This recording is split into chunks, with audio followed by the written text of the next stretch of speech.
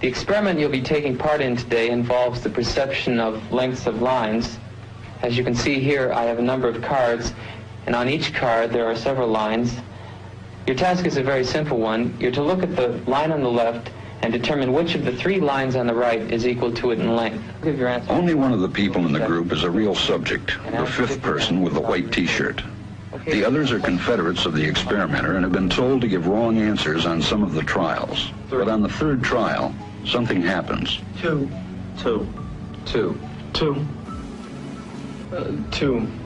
The subject denies the evidence of his own eyes and yields to group influence. They must be right. There are four of them and one of me. One. This subject's yielding is based on a distortion of his judgment. He genuinely believes that the group is correct. In this case, the subject knows he is right, but goes along to avoid the discomfort of disagreeing with the group. Here, the distortion is at the level of his response. Two. In this variation, Ash gave the naive subject a partner, here seated in the third position, who also gives the correct response. With a partner, yielding drops to only 5% of the critical trials compared to 37% without a partner. Although subjects report warmth and good feeling toward the partner, they typically deny that he played a role in their own independence. The partnership variation shows that much of the power of the group came not merely from its numbers, but from the unanimity of its opposition. When that unanimity is punctured, the group's power is greatly reduced. Sometimes we go along with a group because what they say convinces us they are right. This is called informational conformity. But sometimes we conform because we are apprehensive that the group will disapprove if we are deviant. This is called normative conformity. The strength of the normative factor is shown in another variation carried out by Ash. In this variation, the subject is told that because he had arrived late, he would have to write his answers. Subjects in this private response experiment are exposed to the same amount of misleading information as other subjects, but they are immune from any possible criticism by the group, and this enormously reduces the pressure to conform. Conformity drops by 2/3. Ash's experiment is a classic. It reveals how people will deny what they see and submit to group pressure. It allows us not only to observe conformity, but to study the conditions that increase or reduce its occurrence. In the Stanley Milgram experiment, we can see how much people will conform to authority. In it, the subject was assigned the role of teacher and would administer shocks to the learner supposedly to see how electric shocks affected learning, though the shocks were fake and the learner was an actor. The study was meant to see just how high people would go in shocking people when told to do so by a scientist in a white lab coat. Quote, before conducting the experiment, Milgram polled 14 Yale University senior year psychology majors to predict behavior of 100 hypothetical teachers. All of the poll respondents believed that only a very small fraction of teachers, the range was from 0 to 3 out of 100, with an average of 1.2, would be prepared to inflict the maximum voltage. Milgram also informally polled his colleagues and found that they too believed very few subjects would progress beyond a very strong shock. As it happened, 26 out of 40, or 65%, went all the way to 450 volts. There are also some variations in the experiment. If the teacher was in the same room as the learner, obedience was only 45%. If the teacher was sitting right next to the learner receiving the shocks, obedience dropped to 20%. But if the teacher was merely passing on commands to someone else who was shocking the learner, then obedience rose to 92%. And so you can visualize the camp administrators at the Soviet gulags and Nazi concentration camps just following orders. The Milgram experiment had a guy in a lab coat in a university research project. How much more would people conform if they made a pledge, an oath to follow orders, and would be court-martialed for insubordination if they didn't? And what if the people they were shocking were said to be bad people? Okay, the Southern Poverty Law Center says that the people you're shocking or gassing or working to death are part of a hate group. Okay? And if we convince you that Judaism is a hate group, well then, what do you have? When people of like mind get into groups, their views tend to become more extreme. At least this is what was found in an analysis done by our friend Robert Barron in the study Social Corroboration and Opinion Extremity. think about holding a radical view, starting off as moderate in this radical view and kind of marketable in that radical view, but getting more and more extreme as you interact with a group of radicals, maybe on a web forum or something, and that group becomes normal to you and you differentiate yourself from the group and becoming more radical, or you see other people doing things like this. And when you have people getting into groups, talking about other people, gossiping, well, you get demonization and false consensus about a person.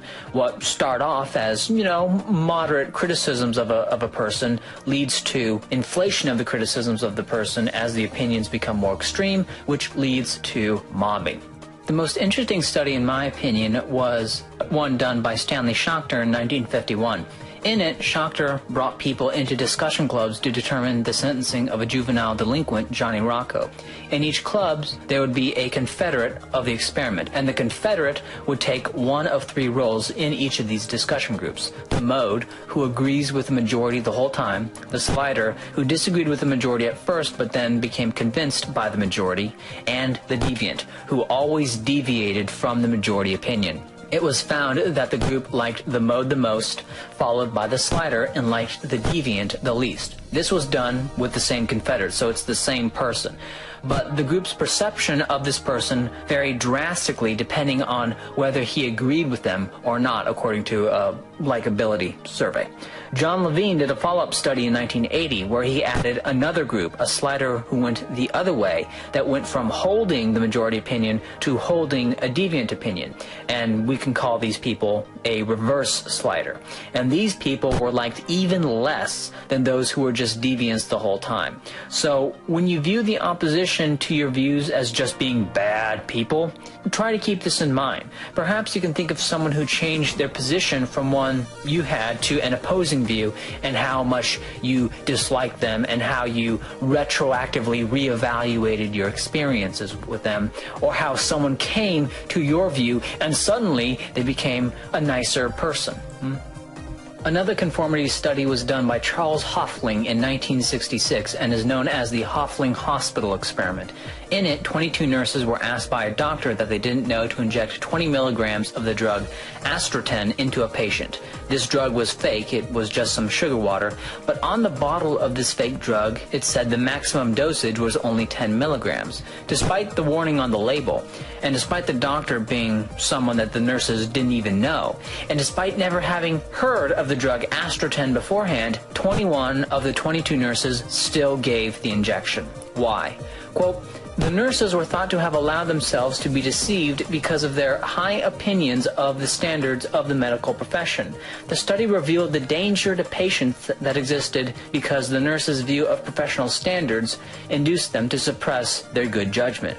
The nurses simply assumed that because a doctor in the medical field said to do it, that it was okay." When something is seen as very important, our tendency to conform increases. This was seen in a study by Robert Barron entitled "The Forgotten Variable in Conformity Research: Impact of Task Importance on Social Influence." In the study, subjects were shown a picture of a person, and then they flashed up a lineup of people and asked them to identify the person that they saw in the picture in 1 second from the lineup, making it a very difficult task. One group was told that this was a very important task. The other was told that it wasn't very important. Individuals were told what the majority opinion was before they made their identification, but of course this majority opinion was completely fabricated. Those who were told that the task was important conformed to the phony consensus 51% of the time, while those who were told that it was unimportant conformed 35% of the time. And what this suggests is that when you think something is more important, your conformity to majority opinion and to consensus increases. And you can think of advertisers and ideologues utilizing this by trying to make it appear that more people are with them than there really are. A classic example would be communist propaganda, always exemplifying the great masses of workers who believe in their cause, even though the Bolsheviks never won an election. In fact, the only election they held, they actually lost. And of course, the classic example, the Nazi Party starting the numbering for their membership at 500. This, the highest that, the most of something else, blah, blah, blah. Yeah, whatever. Look, here's the most important stat of all. For the 33rd straight year, more people put their hard-earned money on a Ford F-Series pickup than any other truck. Ford F-150, Ford Super Duty, the best-selling truck for 33 years.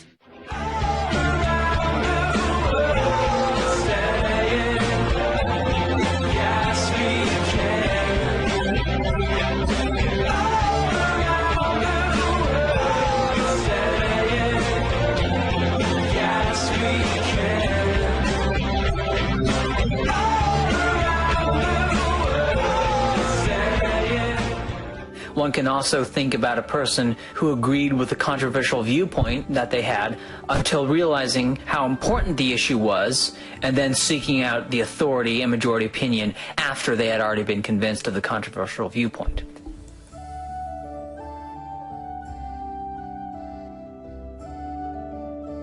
We all know about mobbing, when a group of people descend on a target and attack endlessly, lying about them, gossiping, not inviting them to things. And we can all recall an experience of mobbing either as the mobber or as the person being mobbed. It's where everything that the mobbed person says is made out to be into the worst possible way. And people who get mobbed in academia, in universities, tend to be those who push for reforms in their department, who try to change things somehow. They rock the boat. And they also tend to hold controversial views, which is not surprising, but they also tend to actually be high achievers in their department. Another type of mobbing is known as sham peer review, and that's what it is. I found an interesting article which talks about the psychology of sham peer review, where people use the peer review process as a way to attack an opponent. As always, linked in the description. The point here is not to say that you shouldn't listen to experts, just to recognize that everyone is a person, and bullshit social dynamics can occur in groups of any IQ. We can all remember a time when someone we thought of as an intelligent and honest person was dishonest, or they piled onto someone that you knew was being unfairly mobbed. In fact, you could argue that people with high IQs can rationalize and defend any position they want, since they're smarter than everyone around them, and they can easily repel any criticism, whereas less intelligent people are more easily swayed by propaganda and are more swayed by experience, whereas high IQ people can rationalize away any opposing propaganda, but can also rationalize away reality.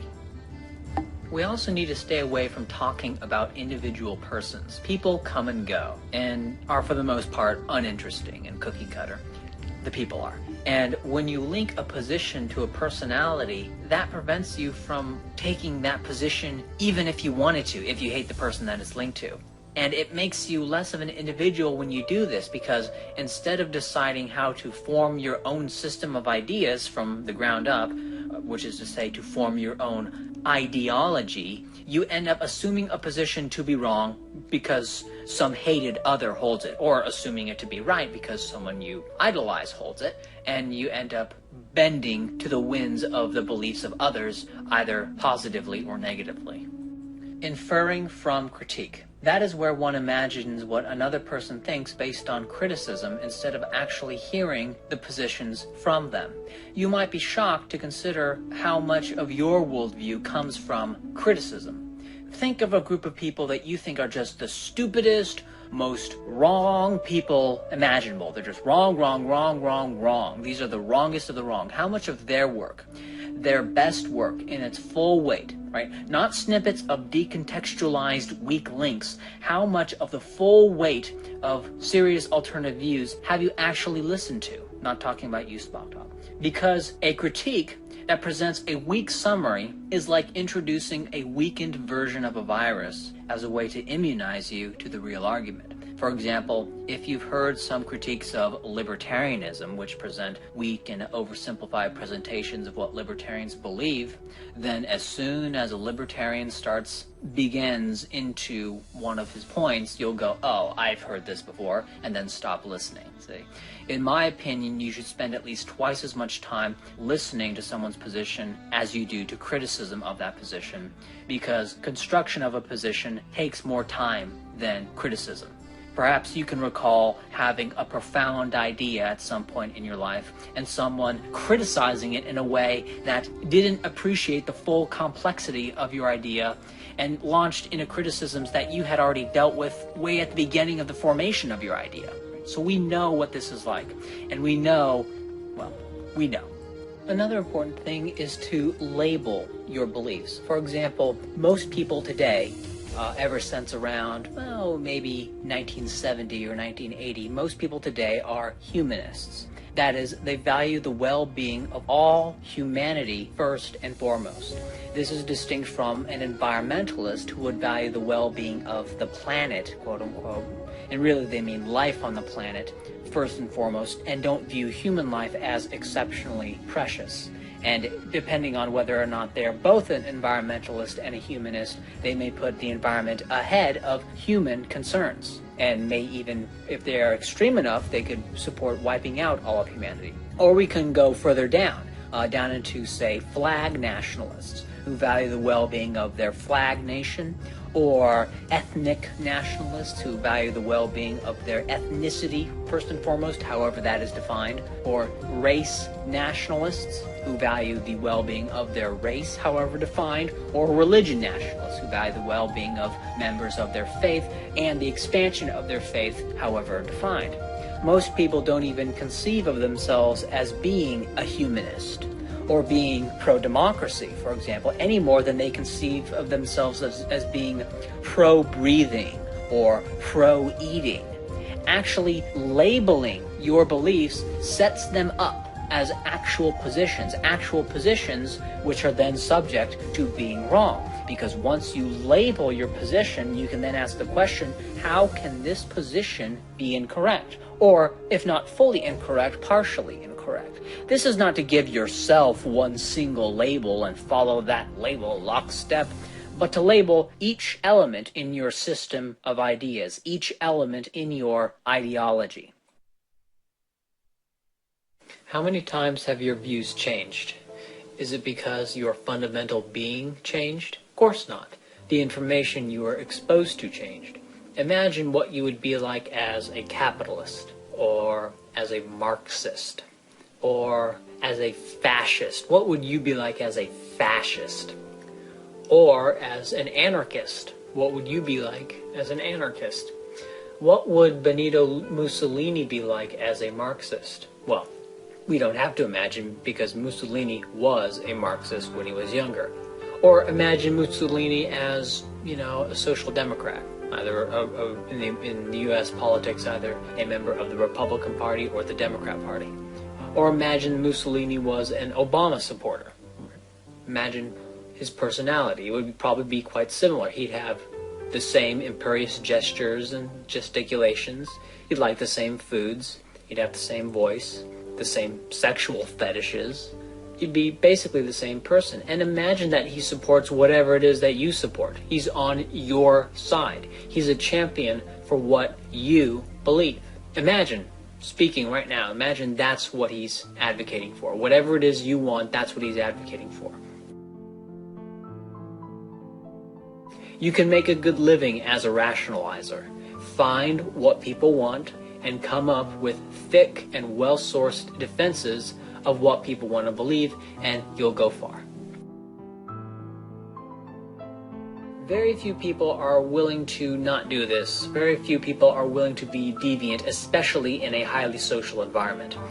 It's a very strange position, because on the one hand, the overwhelming majority of people believe what they are told by authoritative institutions and the majority, and very few are willing to work and struggle, really struggle to construct a messier, more realistic view of the world. It has been my experience that when alternative views are actually presented to the average person, the average individual, they will be kind of interested in what you have to say, even if they have some reservations. It's when you talk to groups of people that you get this mind lock. So being truly skeptical is simultaneously to be a minority, true, but it is not as lonely as it would first appear. And if you include all of the people throughout the millennia during the reigns of all sorts of ideologies, well, skeptics would make up a plurality and would outnumber any single ideology or system of ideas.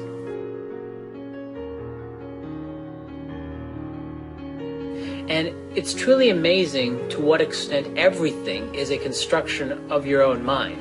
That you are certain about the flatness of the world by your own perception is one thing, but it's quite another to feel certain about things that are far more abstract and far more divorced from your personal experience, from your direct experience, from the level of reality, the human scale that you evolved to understand. To feel certain about anything beyond your social group is just hubris. You don't see with your eyes, you see with your brain. True, the imagery from the eyes influences the image constructed in the brain, but if you shut off visual stimuli for a few hours, your brain will start making its own images. You don't feel with your hands, you feel with your nervous system, which is really just an extension of the brain. Your brain cannot process every bit of data that comes in at once. And so what it does is make models. The eyes dart around from place to place to find key areas, and from these areas extrapolate that you're looking at a building or walking down the stairs. When you turn a door handle, the child learns to turn the handle that way, the way that the child turned it. If he sees another kind of handle, maybe a latch or a knob, he may turn it another way and try to figure out how to turn it. He jiggles it a little bit like the way he jiggled the knob, but then find, oh, it goes down, then it opens. Okay, accidentally jiggling it the wrong way caused the door handle to turn. And then the child went with it and found this door handle opens in a different way. So this creates a model of reality, how door handles work, how this door handle works, but also the knowledge that different doors can open in different ways. And you really don't think about it, but you do these kinds of things all the time. You make these kinds of connections all the time. And so many of them happen that there's no way you can possibly be aware of all of these kinds of connections. When you pick up a ball, your model of its insides is based on how it feels in your hand. And think about that, based on, without squeezing it, based on the slightest variations of how it just kind of rolls and how the force transmutes onto your hand. If you hold a baseball without looking at it and without squeezing it, and a tennis ball without looking at it and without squeezing it, and think about how you can model the insides of the ball based on just the infinitesimal differences in the sense data coming from your fingertips, how marvelous that is. Each element of your brain has the ability to fire on its own without input from any of the sense organs. You can just fire on its own, evoke a few memories, and when they do, there ensues an anarchy of the brain, and the result is a psychosis of a sort. The construction has broken down when you have a psychosis. Just as you can take a heart or a lung out of the body and have it behave in bizarre ways out of the context of the integrated body, you can isolate parts of the brain from each other and apart from their appropriate sense organs, and they will start to behave anarchistically. How do you know you exist? It is intuitively obvious. Intuition is no proof. What concrete evidence do you have that you exist? Well, I think, therefore I am. That's good. That's very good. But how do you know that anything else exists? My sensory apparatus reveals it to me. Ah, right. This is fun. Now listen. Here's the big question. How do you know that the evidence your sensory apparatus reveals to you is... What I'm getting at is this. The only experience that is directly available to you is your sensory data. And this sensory data is merely a stream of electrical impulses that stimulates your computing center. In other words, all that I really know about the outside world is relayed to me through my electrical connections. Exactly.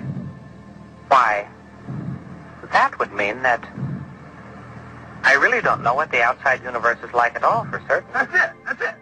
You evolve to have an intuitive understanding of physics on your scale of existence. You understand things like the momentum of a ball, how to balance and shift your weight, what objects you can throw. And the sensory and interpretive apparatus which gives you this ability is so mind-bogglingly complex, and the complexity of this apparatus and the truth that you do not directly perceive reality is put on full display whenever you have a hallucination or whenever you just dream. But this intuitive understanding of physics in your day-to-day life doesn't mean you will understand quantum physics or the physics of very large objects like omniverses. This is not to say string theory is correct or incorrect. I have no idea, and I'm not going to make any claims on these kinds of subjects since I haven't studied them.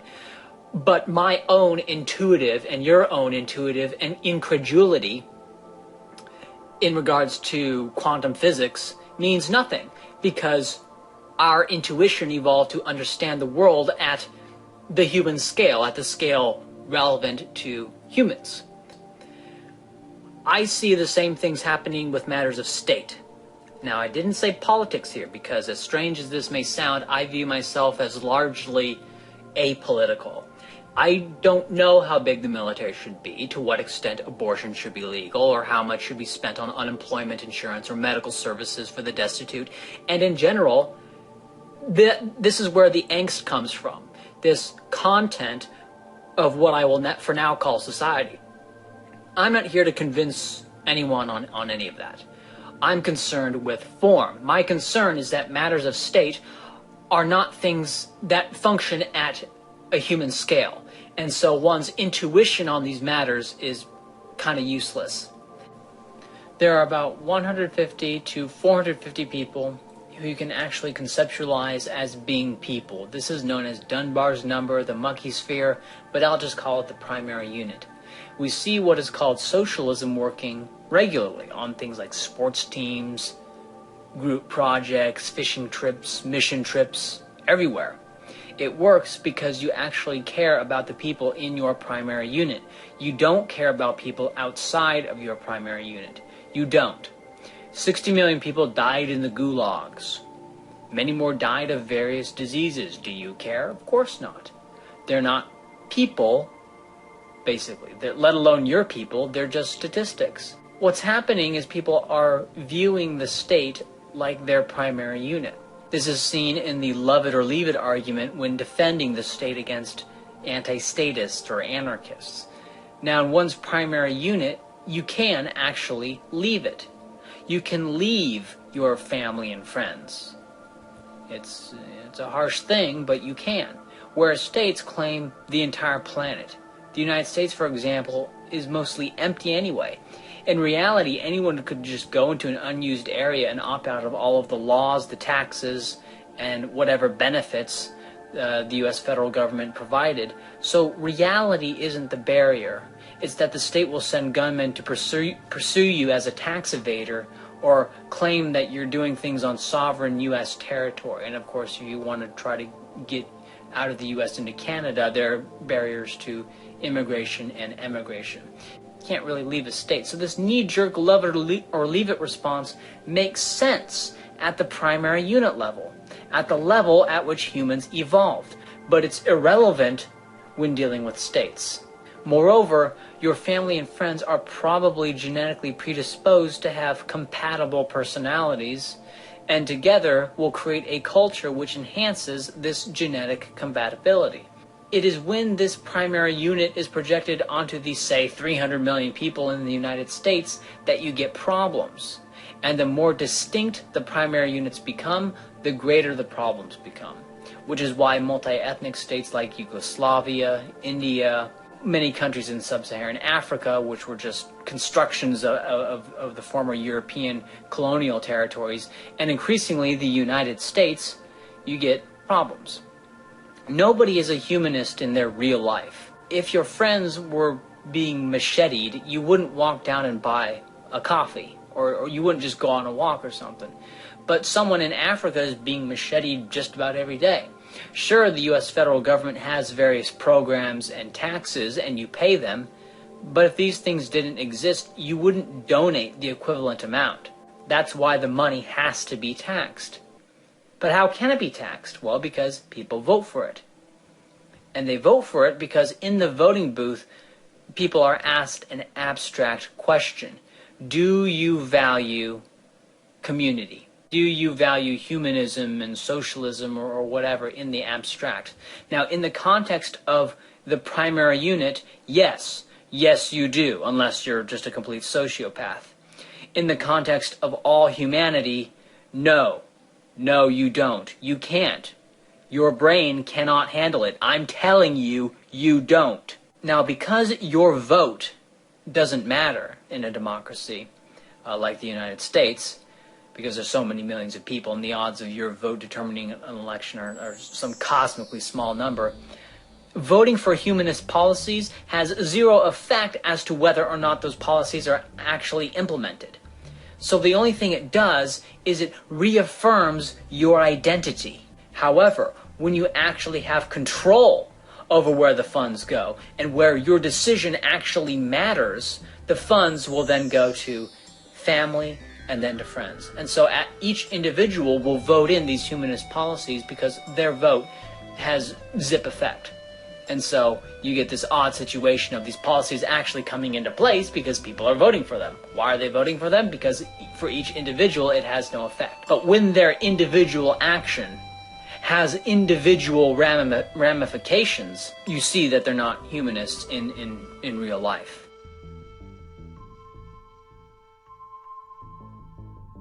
Now, apparently in these kinds of videos, you're supposed to seamlessly transition from topic to topic. So, I present for you the seamless transition.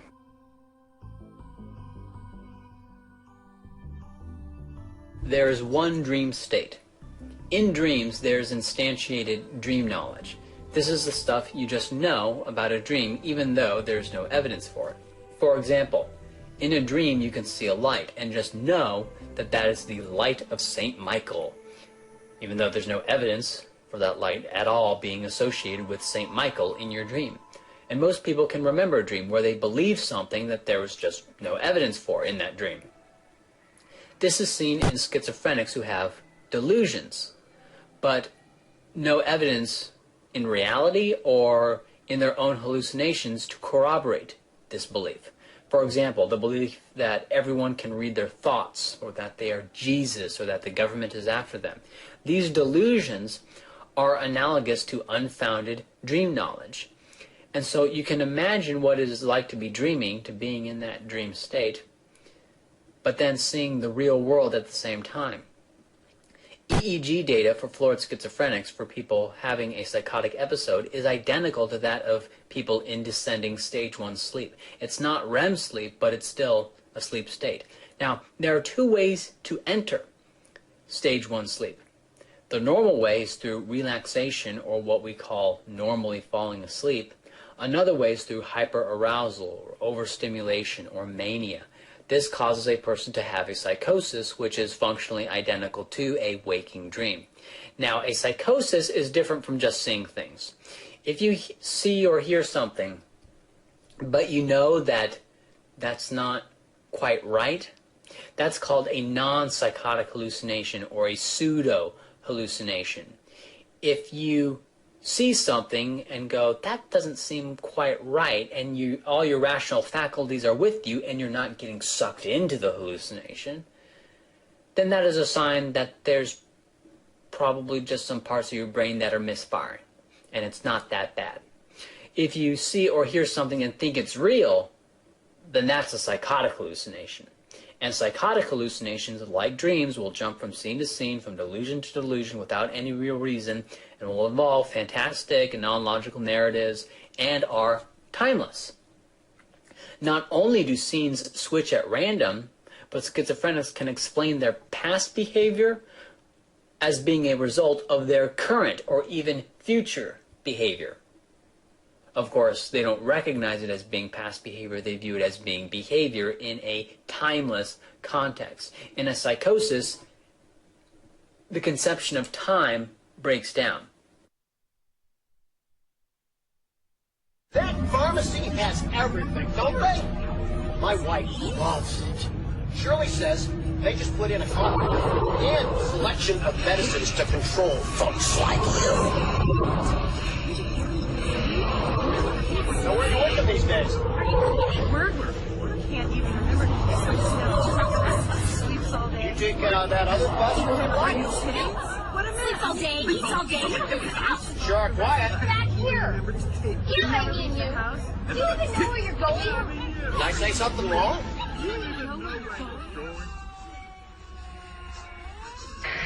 number 489.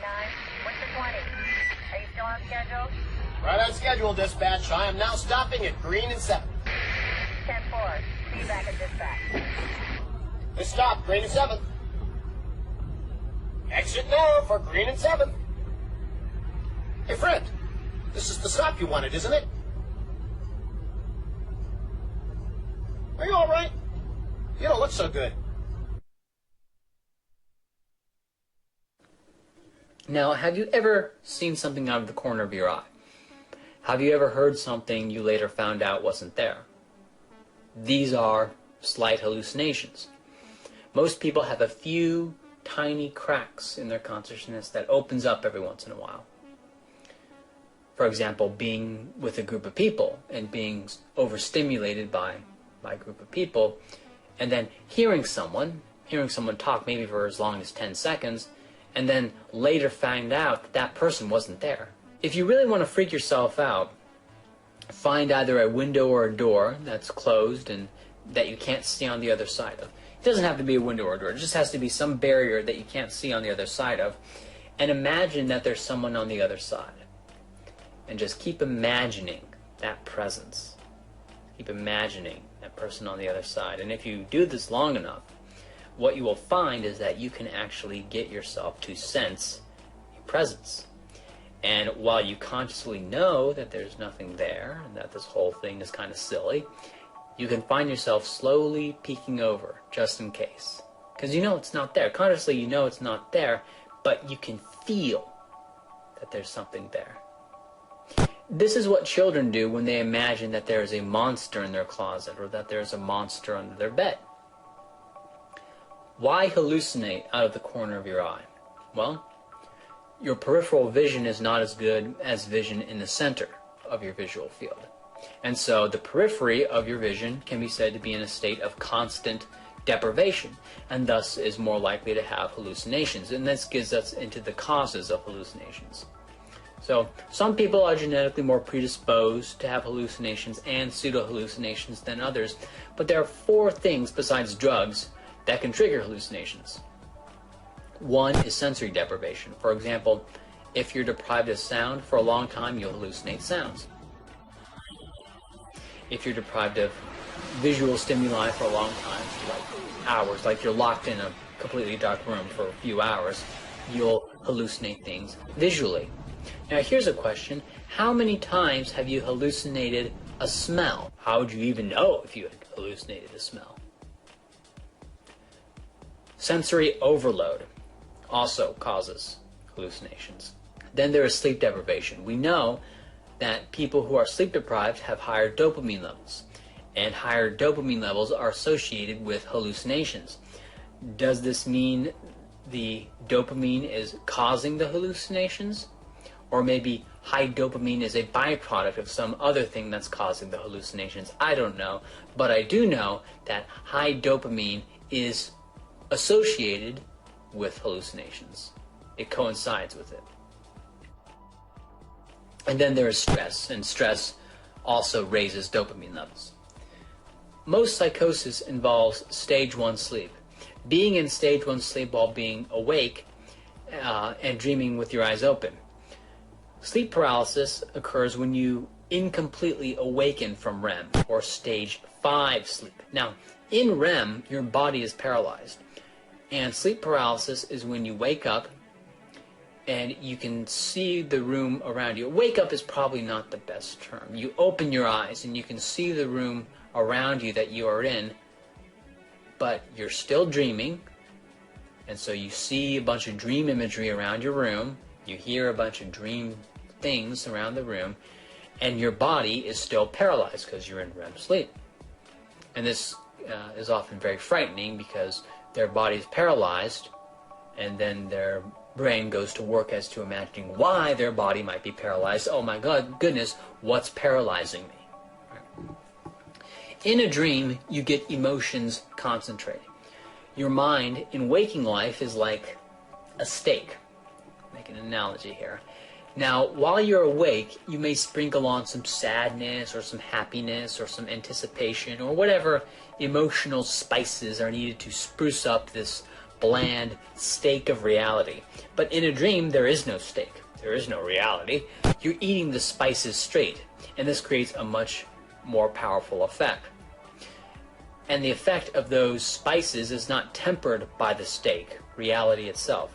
So if you're sad while dreaming, the most overwhelming psychotic imagery can come to mind. Whereas in waking life, even if you're very sad, your sadness is tempered by the fact that the world around you is still basically the same.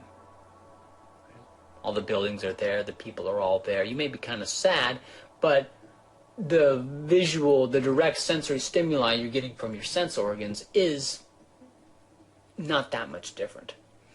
Emotions in waking life are like adding spices to a steak, and so they are tempered and diluted. Emotions in a dream are like eating the spices. You forget your dreams for your own good. And so even if the mechanism is different, all of these things, stage 1 sleep, psychosis, sleep paralysis, all of these things break down logic and time narratives. It's as though there is some mental state for normal, rational consciousness, and deviating from the state creates non-logical and non-temporal thought. We call it magical thought. This also explains why we see things in the dark and not in the light. In the dark, the brain is modeling. When someone is going into a dark place, they often want to bring somebody with them, and they want to keep talking in order to keep me sane in here. In general, the more intense the psychosis, the more negative it is. So a psychosis can actually start off reassuring and nice, but as you get further and further into the psychosis and farther from reality, it becomes more threatening and scary. I don't know why this is. It just is. If you're sleep deprived, you're more likely to have a nightmare. Because if you're sleep deprived, you will sleep harder, and the psychosis is more intense, and you're more likely to wake up out of fear from the dream. If you take too much acid, or LSD, then you are more likely to have a bad trip than if you take just a little bit. Now, during worship services in various religions, they combine sleep deprivation with sensory overload, which can cause very mild hallucinations in otherwise normal people. And because they are very mild, these hallucinations tend to be very benign and very loving. But here's the rub. Let's say you're worshiping His glory and His majesty. Right? You're already in a spiritual frame of mind, and the person next to you says that they feel God, they feel the presence of the Lord come upon them, and it is a great feeling, right? Perhaps it's kind of like feeling that you know your left arm and your right arm and your left leg and your right leg is getting heavy. Kind of a feeling like that, and they say that they feel God. And being in a highly suggestible state, you are now also very likely to feel God if this other person says they have too. And the person next to you will feel it as well, because they're in that suggestible state, in that spiritual frame. And then next to him, and then next to him, and then next to him. And what ends up being created is a collective hallucination. And so that's where you get the phenomenon of people saying, "Did you feel that? Did you feel the Lord overcome all of us?" What you're having there is that everyone is suggestible, and you get kind of a domino effect. And that creates a collective hallucination. And because it's collective, this gives the hallucination social proof. It was real. Everyone was having it. Everyone was experiencing it. And the loving feeling of God is indescribably profound. It's eating the spices. So it is going to be better than reality.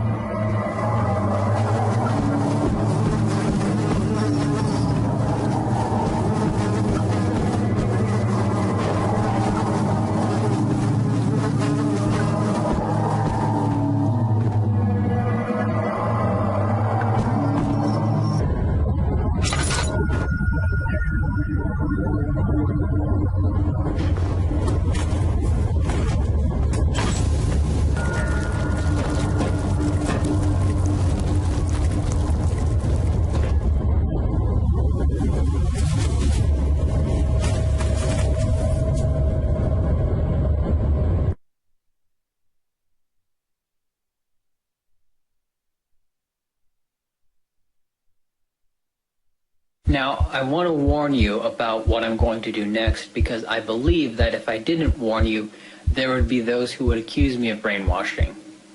In the description is a timestamp that you can click if you want to skip over this, but if you want to experience in a small way the extent to which your reality is constructed, then just follow along. Now, the first thing you need to do is find a comfortable position, wherever you are. Either sitting down, lying down, so long as it's comfortable. And in this comfortable position, start with some breathing exercises. So just go ahead and take a deep breath in and let it out.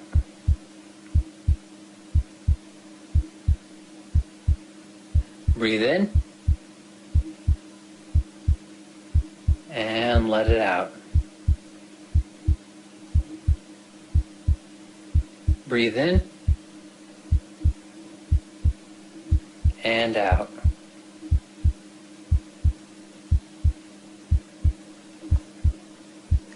Now, what I'd like for you to do is go ahead and find a spot, maybe on the wall, on the desk, or just find a spot and stare at it. Any spot will do. And just keep your eyes on that spot. Just maintain your focus on that spot. Don't take your eyes off that spot. Just stare at that spot. And as you stare at that spot, you can imagine the words that I say scroll across, like a typewriter. And as you see these words scroll across, you can notice what font are the words. You can notice the commas, the pauses, as you see these words. And as you see these words, I'd like for you to close your eyes. Now open them. And with your eyes open, seeing these words scroll across at that spot. Law above law, the arc of history, base and superstructure, the world disenchanted.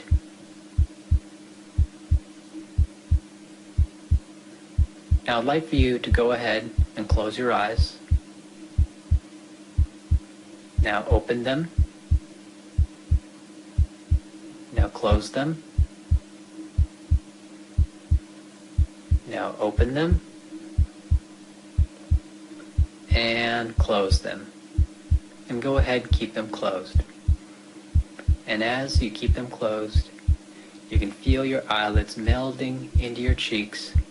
And you can feel a warmth around the small muscles around the eyes. And as you feel this, you can focus on your right arm. Focus on your right arm. Your right arm is getting heavy. Your right arm is getting heavy. Your right arm is getting heavy. So heavy that it's sinking down. So heavy that it's too heavy to lift. Too heavy to lift. So heavy that you can feel your right arm sinking. So heavy that it's too heavy to lift. Too heavy to lift. So heavy that you can move it if you tried, but so heavy that you just don't care. Just you let it sink deeper. You just let it sink deeper. Just let your right arm sink deeper. Now open your eyes. Now close them. And with your eyes closed, focus on your left arm. Your left arm is getting heavy. Your left arm is getting heavy. Your left arm is getting heavy. It's getting so heavy that it's sinking down. It's so heavy that it's too heavy to lift, too heavy to lift, so heavy that you can feel your left arm sinking. So heavy that it's too heavy to lift. It's too heavy to lift, so heavy that you can move it if you try, but it's so heavy that you just don't care to, so you just let it sink deeper. You just let it sink deeper. Letting your left arm sink deeper. And as you let your left arm sink deeper, go ahead and open your eyes. Now close them. And with your eyes closed, you can focus on your right leg. Focus on your right leg. Your right leg is getting heavy. Your right leg is getting heavy. Your right leg is getting heavy. So heavy that it's sinking down. It's so heavy that it's too heavy to lift. Too heavy to lift. So heavy that you can feel your right leg sinking down. So heavy that it's too heavy to lift. Too heavy to lift, so heavy, it's so heavy. So heavy that you can move it if you try to, but so heavy that you just don't care to. So you just let it sink deeper. You let your right leg sink deeper. And as you feel your right leg sinking deeper, I'd like for you to open your eyes. Now close them. And with your eyes closed, and focus on your left leg. Your left leg is getting heavy. Your left leg is getting heavy. Your left leg is getting heavy. So heavy that it's sinking down. So heavy that it's too heavy to lift. Too heavy to lift. So heavy that you can feel your left leg sinking. So heavy that it's too heavy to lift. Too heavy to lift. So heavy. It's so heavy that you can move it if you try to, but so heavy that you just don't care to. You just let it sink deeper. Just let your left leg sink deeper. It's so heavy. And as you let your left leg sink deeper, I'd like for you to open your eyes. Now, I'm not entirely certain how that was for you, but if it worked, then what you experienced was a self-induced kinesthetic hallucination. The heaviness of your arms and legs was not something external, it was something created by your brain.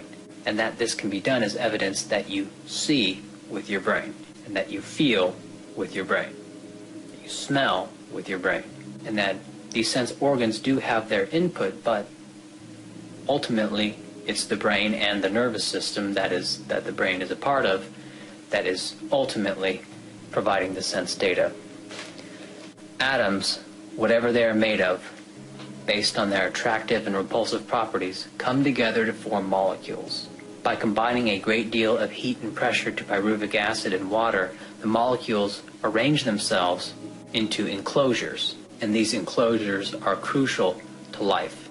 The protocell, the simple first cell-like things which existed before more complex cells, would have processes that constantly added to its fatty acid membrane. But by increasing the surface area of the membrane faster than its volume increased, it would elongate and eventually split. And so the first cells were just complex bubbles, really. The context of the protocell would be randomly divided. Sometimes both new cells would have new RNA. Sometimes one cell would have no RNA and would thus be incapable of reproducing any further. And these protocells formed based on the attractive and repulsive properties of the molecules coming together and forming these cells in a very basic way. And then, of course, that which persists, and these cells became more complex as the more complex models shown themselves to be better at persisting. And we can see these as highly organized rock formations. When we talk about rocks, we say that rock formations that just happen to persist. When we talk about whatever it is we call life, we say that these life forms evolved. But of course, what we perceive as life and non-life is just our own construction. And as cells get more sophisticated, cells come together to form tissues. A tissue is a collection of cells, not necessarily identical, but of the same origin. And organs formed from a collection of different tissues. The first organ is believed to be skin that formed on sponges. And then organs come together to form organisms. Organisms then come together to form groups, even evolving into biologically specialized roles. For example, specialized nurse and worker ants in an ant colony, or sexes in mammals. It's also been speculated that consciousness is a product of this emergence. In a computer, each circuit is connected to about 10 other circuits. In the brain, each neuron is connected to about 10,000 other neurons. And so while computers can process much more than the human brain specifically, the brain, for now, is unmatched in its parallel processing power. In rocks, that which persists, persists. Cloud forms, types of rocks, dust collections, life made of this same dust is just a dust formation that persists in the specific conditions of the Earth. Ultimately, a chemical reaction. A very long and ongoing chemical reaction. Life is but a complex rock, with RNA manipulating its environment in a way that manages to allow the RNA to persist, RNA forming cells which then incorporate. All order is emergent from the behavior of atoms, or whatever makes up atoms, and certain complexities can form depending on the environment. Flocks of birds form complex patterns based on the simple rule sets of each individual bird. Humans, learning and with basic urges to eat, have sex, and survive, came upon agriculture, more so in some places than in others. And through their interactions, they produced enough food to have a food surplus, and so some people didn't have to produce food and could do other things. These non-food producers clustered into what we now call cities, creating what is now called civilization or cityization. But now I'm getting into history, which then leads to politics and debate, so I'll stop here. I would call it an eternal nightmare. Jane. Completely normal people can believe absolutely absurd things that they hallucinated in a moment of psychosis. But with modern people, we know of such a thing as a subconscious, and we know that these hallucinations and dreams are not real, no matter how profound they might seem. And just thinking about them disenchants them. And so as soon as we question it, we will say, it was just a dream, or I was just imagining it.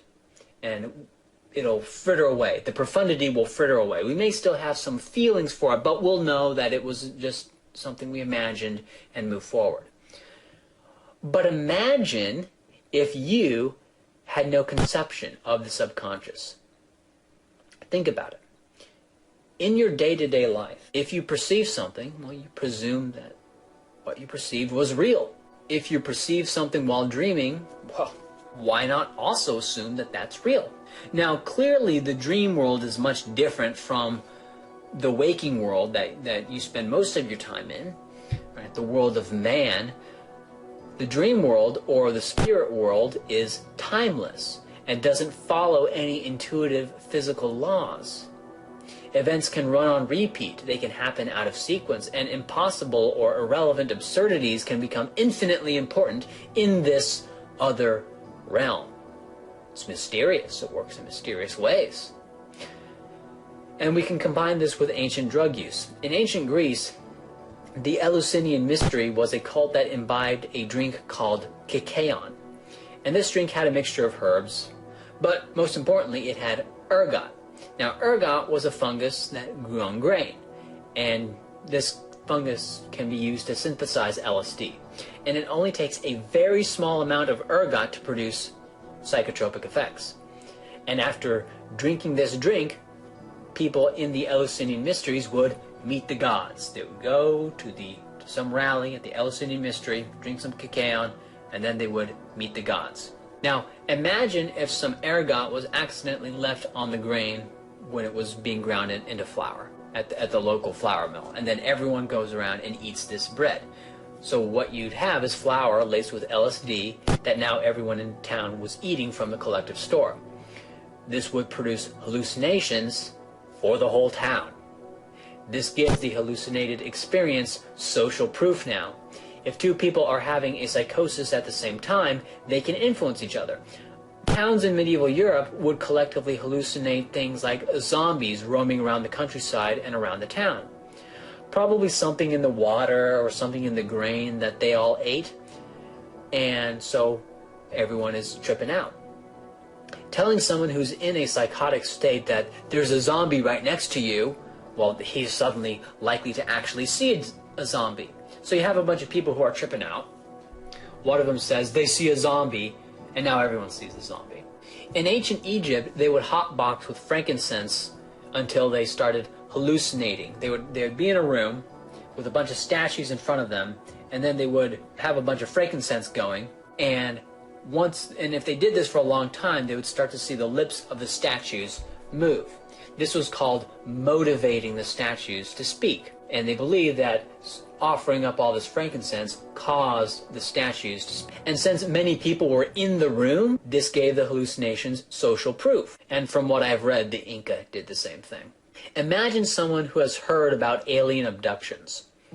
They may or may not believe this alien abduction documentary they saw, but they've heard about it, and it's made an impression upon them. Now, one night they have sleep paralysis, and they start seeing and hearing a bunch of ghostly images. They're not sure what it is. And then they think, this is like one of those alien abductions I've heard about. And then their hallucination changes to be like an alien abduction, because it's all the creation of their own brain. So they end up thinking that it's an alien abduction like they had seen on TV. So even if they don't believe it, if it makes an impression, then it can crop up in hallucinations and then becomes believed.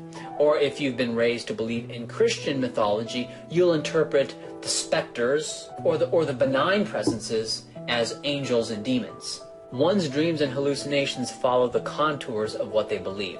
Christians will dream about hell, heaven, angels, demons, and will be in the context of a moral and a warning.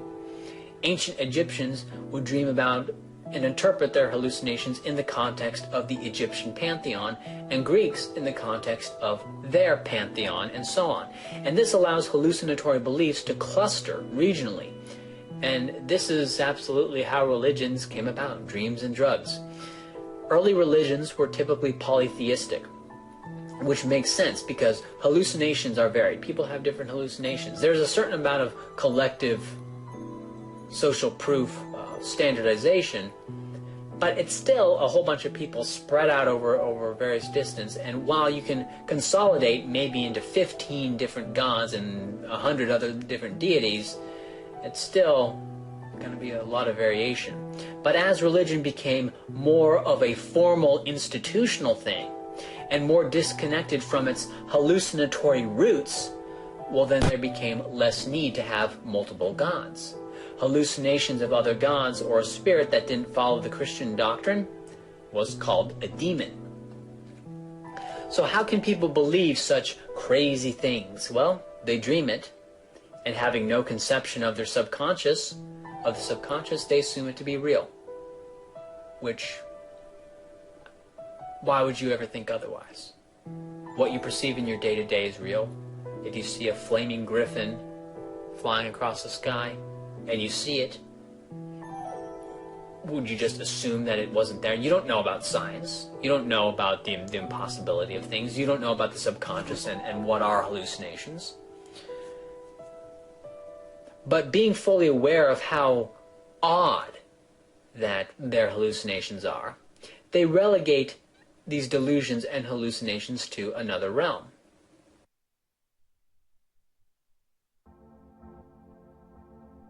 So from psychosis came religion.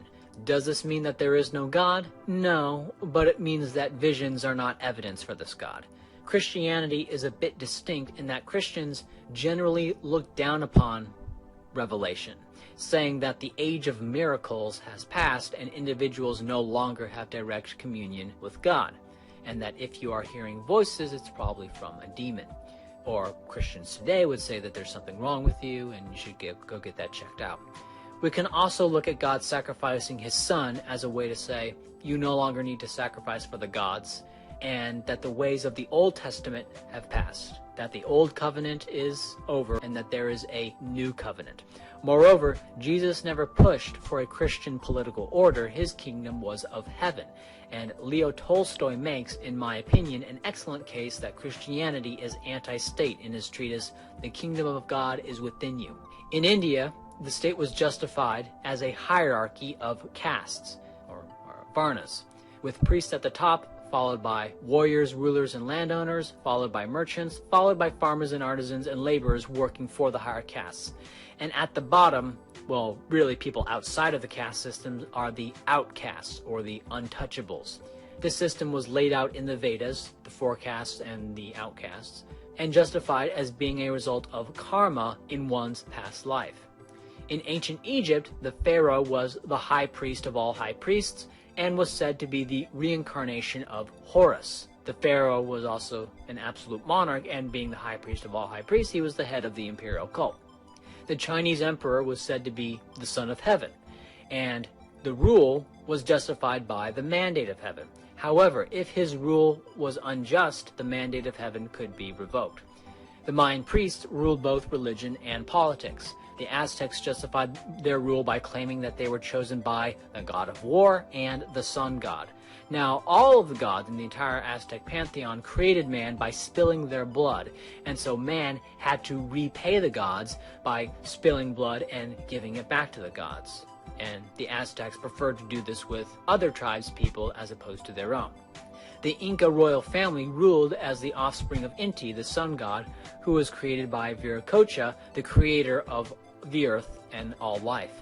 The Inca had sacrificial altars to Inti at all major settlements, and each year would sacrifice a large number of children. The Japanese emperor ruled because the imperial line descends from Amaterasu, the sun god. In medieval Europe, the king's authority was nominally sanctioned by the Catholic Pope, and each king ruled by divine right.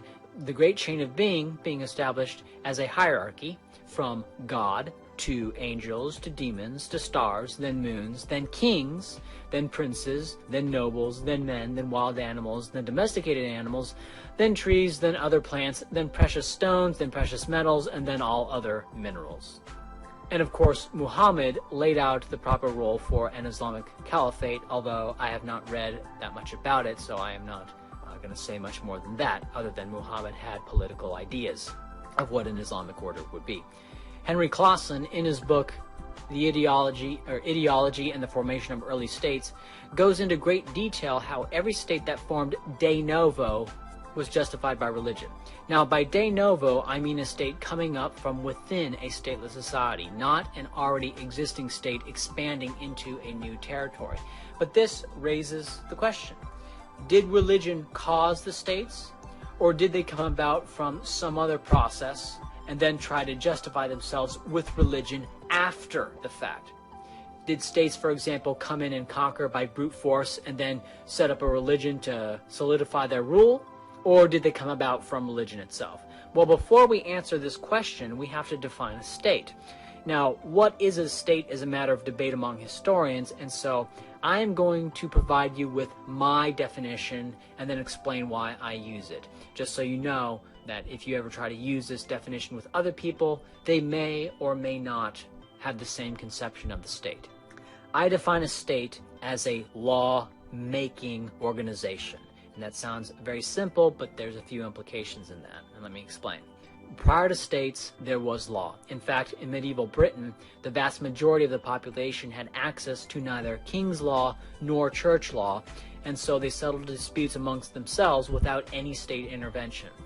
The way law formed prior to states was that when two people had a dispute, they would agree upon an arbiter to settle the dispute.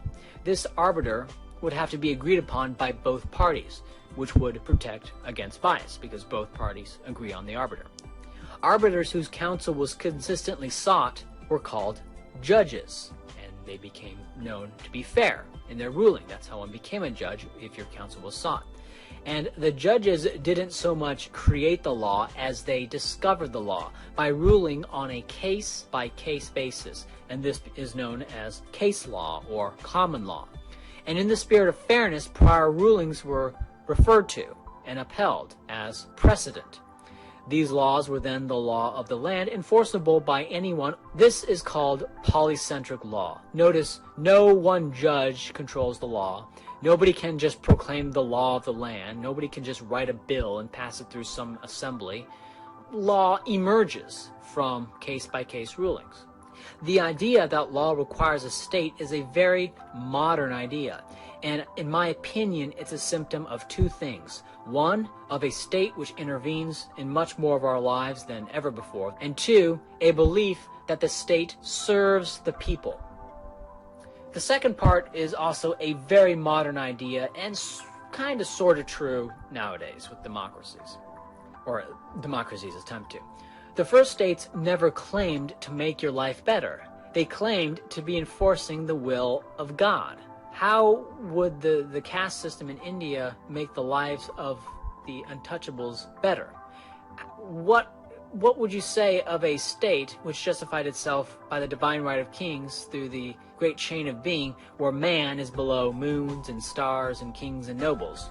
What is man in this system? Why would the utility of man be important in a system where he is so far down on the list? So a state is a group of people who can proclaim the laws, and these laws will then be seen as legitimate by the rest of the population. It doesn't mean they'll like them. It means they will be seen as legitimate and will be followed. That is what matters, not whether or not they have a happy face while doing it. And these laws can include obligations, like having to pay taxes or serve in the military. When a group of people can proclaim the laws and then have it be so, that is when you have the state. When they speak it and then it is so, that's where you have the state. For example, Hammurabi proclaimed his code, which was handed down to him by the sun god Marduk, and it was made so. Now, there are three general theories of state formation. One is necessity and utility, the idea that states made life better and so people flocked to them. Two, conquest, the idea that states were established just from conquest, conquering bands. And third is religion, the idea that states initially formed out of large cults, and we've already been over this, so we can just go ahead and skip this. So let's go over the utility hypothesis. Prior to states, there was law, irrigation systems, long-distance trade, writing, cities, mining, metallurgy, and currency. And if you think about it, and the currency was just precious metals, and if you think about it, a king and his retinue is not producing food, and thus a food surplus has to already exist before the kings could. And we can imagine that this probably needed to be a comfortable surplus for people to be comfortable with giving up a portion of their surplus every year to support the king and his retinue, which was the military. And we know, just as a matter of fact, that the first states which formed in Egypt and in Babylon were city-states. So there were already people engaged in non-food producing activities in the cities, in the civitas, where we get the term civilization, you know, making bricks, making metals, doing all sorts of non-agricultural work prior to there being kings. So we know that there was something of a comfortable food surplus prior to kings.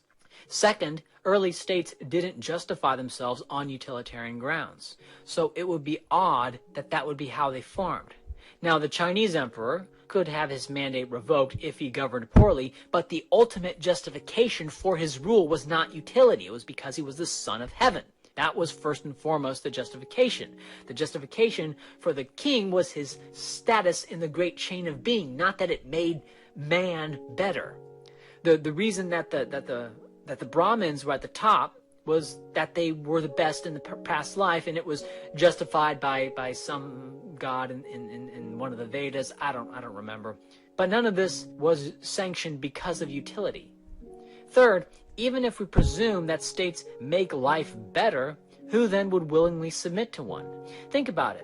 Instead of having your primary group determine its own laws, primary group being the 150 to 250 people who you can actually perceive of as being people, you know, your monkey sphere as it's sometimes called, instead of having them come up with their own laws for the most part and dealing with other tribes as well, you are to submit to the rule of a king hundreds of miles away, which in today's terms would basically be like halfway around the world, and because the world has shrunk so much. And he can simply proclaim the law, and that will be the law that you must follow. And you've never been to where he is. I mean, he's tens of miles away. You've never even ventured that far. Even if this king can provide a better system, the average person wouldn't know that, and it would sound crazy to them. It would sound like, you're a crazy person. You just get to proclaim all the laws? Who the heck are you? Who died and made you king? Unless, of course, it was justified in some other way. A god made them king. Unlike conquest, states would have no reason to hide the fact that they were formed from utility if they did, but if, as you read the justifications for all of the primordial states, the justification is always religious. Whereas with conquest, you would kind of expect them to hide it, to hide the kind of brutish origins of the state, and use religion as a cloak for justification. So that leaves the idea that states formed from conquest.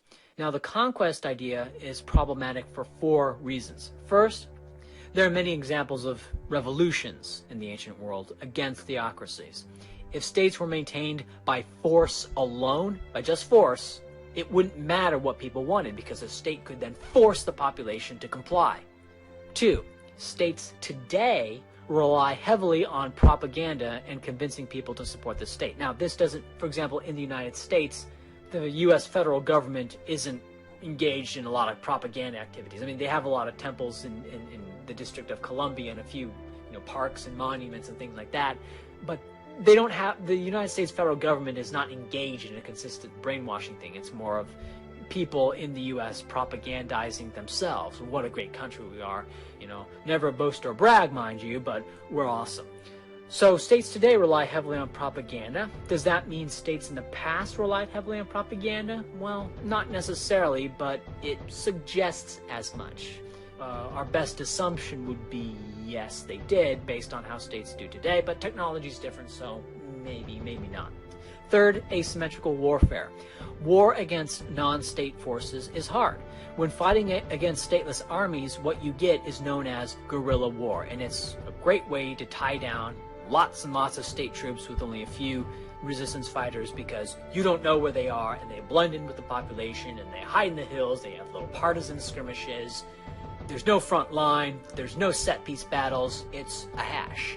Now, large state armies like the United States and the USSR could fight guerrilla wars because they had very large resource bases. They had a tax base, or for the USSR, they had just direct control of the means of production, which they could use on such adventures in countries that were much smaller than themselves. But how could the very first states form this way? They didn't have a tax base. It would be like occupying Iraq with only the funds that one could extract from Iraqis. And last I checked, the cost of the occupations of Iraq and Afghanistan are actually higher than the GDPs of those countries. In fact, it was probably harder in the time when states were forming de novo because logistics were much more difficult then than they are now. Fourth, the archaeological evidence points to military-scale warfare occurring after states formed. And this makes sense. Because which is easier, killing a farmer and taking over his farm, or going out into the wild and domesticating a bunch of wild animals and plants and trying to make a farm from scratch? Obviously, taking over someone else's farm is much easier. And that's what it's like when expanding your state. Do you want to go conquer another city-state and expand their already domesticated population? Self-domesticated, you can say, but domesticated nonetheless.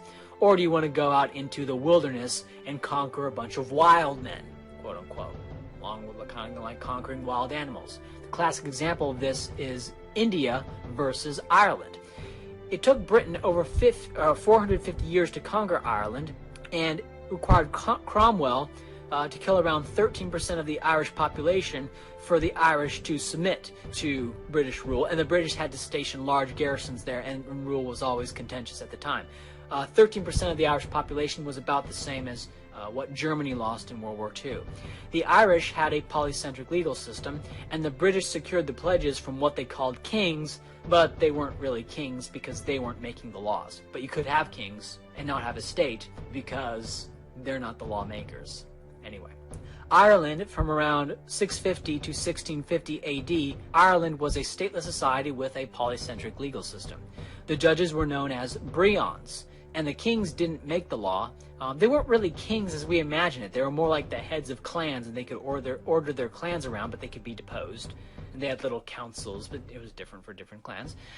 But they were subject to the common law, or brehon law as it was called in Ireland. As an aside, Ireland also had slavery at this time. Slavery without a state. Now, it was slavery, it was debt slavery. If you couldn't repay your debts, you were then enslaved for a certain period of time. And this, on the one hand, is evidence that you don't need a state to have what we would call detestable legal orders. But on the other hand, it speaks to how robust polycentric law can be in that it was able to maintain slavery. But I digress. This lack of a centralized authority made Ireland difficult to conquer. The British would enter an area, secure a pledge of surrender, and then what? If they only kept a very small garrison, well, that garrison might be overpowered by the local militia, who in a surprise attack would overwhelm them. You conquer Ireland, well, what are you going to do? Are you going to go house by house and make sure they all pay, what, 2-3 sacks of potatoes in tribute? What are you going to do? If you don't have someone out there going out there with a gun collecting it, they're not going to pay. And it's almost not, may or may not be worth it in the terms of the cost of manpower to go get the taxes, in the terms of the taxes you'd actually get. On the other hand, Britain was able to conquer the area we now know as India between 1765 and 1857, much larger than Ireland. Though even their initial conquests in 1765 dwarfed Ireland in both landmass and population. So why was Britain able to conquer India with such ease, but Ireland was this relentless thicket, this hedgerow of revolt and non-compliance? When Germany invaded France and then France surrendered, it was official. That war, at least, was over. Only a small minority of Frenchmen continued to fight after the official surrender, and we could consider these Frenchmen as almost like wild men, although they supported the French state, so they weren't really wild men like the Irish were. Think of it like this. It is easier to take over someone else's already existing farm. It is easier to do that than go into a wild area and domesticate a bunch of animals and set up a completely new farm. When going into a stateless area, like Ireland, that is like domesticating wild man. When conquering another state, you are simply co-opting an existing fantasy structure, as I call it, and putting yourself at the top. This is not to say that the French liked Nazi rule, that they had a smile on their face when they were complying, but that they believed it. They bought into the fantasy. And I would go so far as to say that they viewed it as legitimate by their compliance, by their actions. And if you ask them, they would say, no, I don't think it's legitimate, I think it's terrible, but they're following it. We can look at the Iraq and Afghanistan war as an example of a state trying to rule over wild people. While not stateless like Ireland, of course, these people, these rebels, want to establish a state once they win. The general population views the invaders as illegitimate, and in that context, relative to them, they are like wild men. And the invaders actually have to spend more than the GDPs of those areas in order to maintain control over them. So when we go back to the mists of time, when states were first forming, are we really saying that a band of warriors could subjugate a population by force alone without having an external tax base? And quite frankly, to make it worthwhile, they have to subjugate a population much larger than themselves, because there's only so much surplus each person could produce. So they have to subjugate a much larger group of people. Britain was able to subjugate Ireland with tremendous force over a long period of time, but they were a much larger and much more powerful state than Ireland. And they could tax their population to fund their ventures. The Soviet Union and the United States could invade Afghanistan, but they had giant resource bases to draw upon. And the Soviet Union didn't even succeed. The first states, by definition, had no such resource bases. They had no such tax bases, because they had not established a state. These are the first states. We're saying the first states formed from this, which is perhaps why archaeological evidence of mass warfare doesn't crop up until we start having states. The city-states of Babylon and the city-states of Egypt, prior to the unification under Narmer, they had their patron deities. Now, if a city-state lost to another in battle, the mythology would reflect that, and that the priests would say that their god submitted to the god of the other city-state. Since the fates of cities were determined by the gods, the city-state was the medium through which the will of the gods acted. If one city-state was defeated in battle, then that was a sign of the legitimacy of the victor's conquest. This resulted in defeated populations being compliant and saving kings from having to fight that people's war, the guerrilla war. Just win the field battle, right? Just defeat the Iraqi army, for example, and now you own the farm because the animals view the victor of the fight as the legitimate ruler.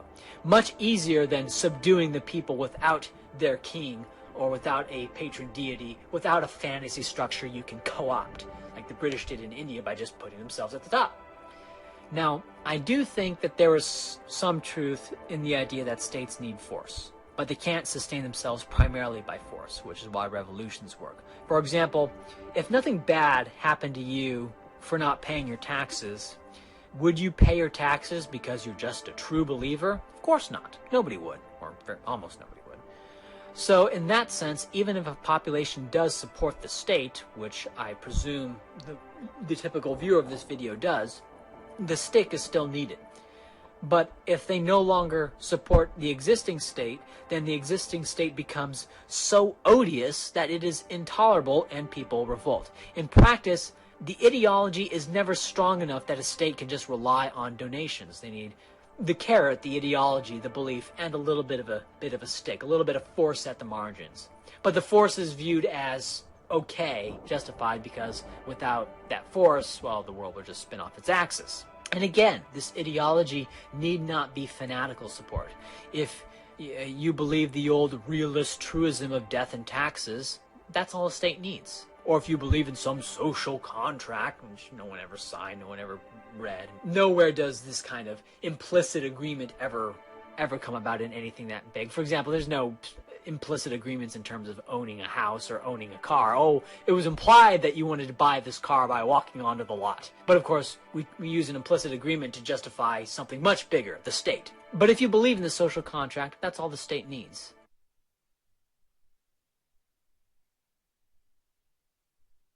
Now, while the state as farm analogy makes a certain amount of sense, one should not take it too literally. In a very real sense, we are the state, in that the state is basically a giant social norm, right? Like the idea of private property.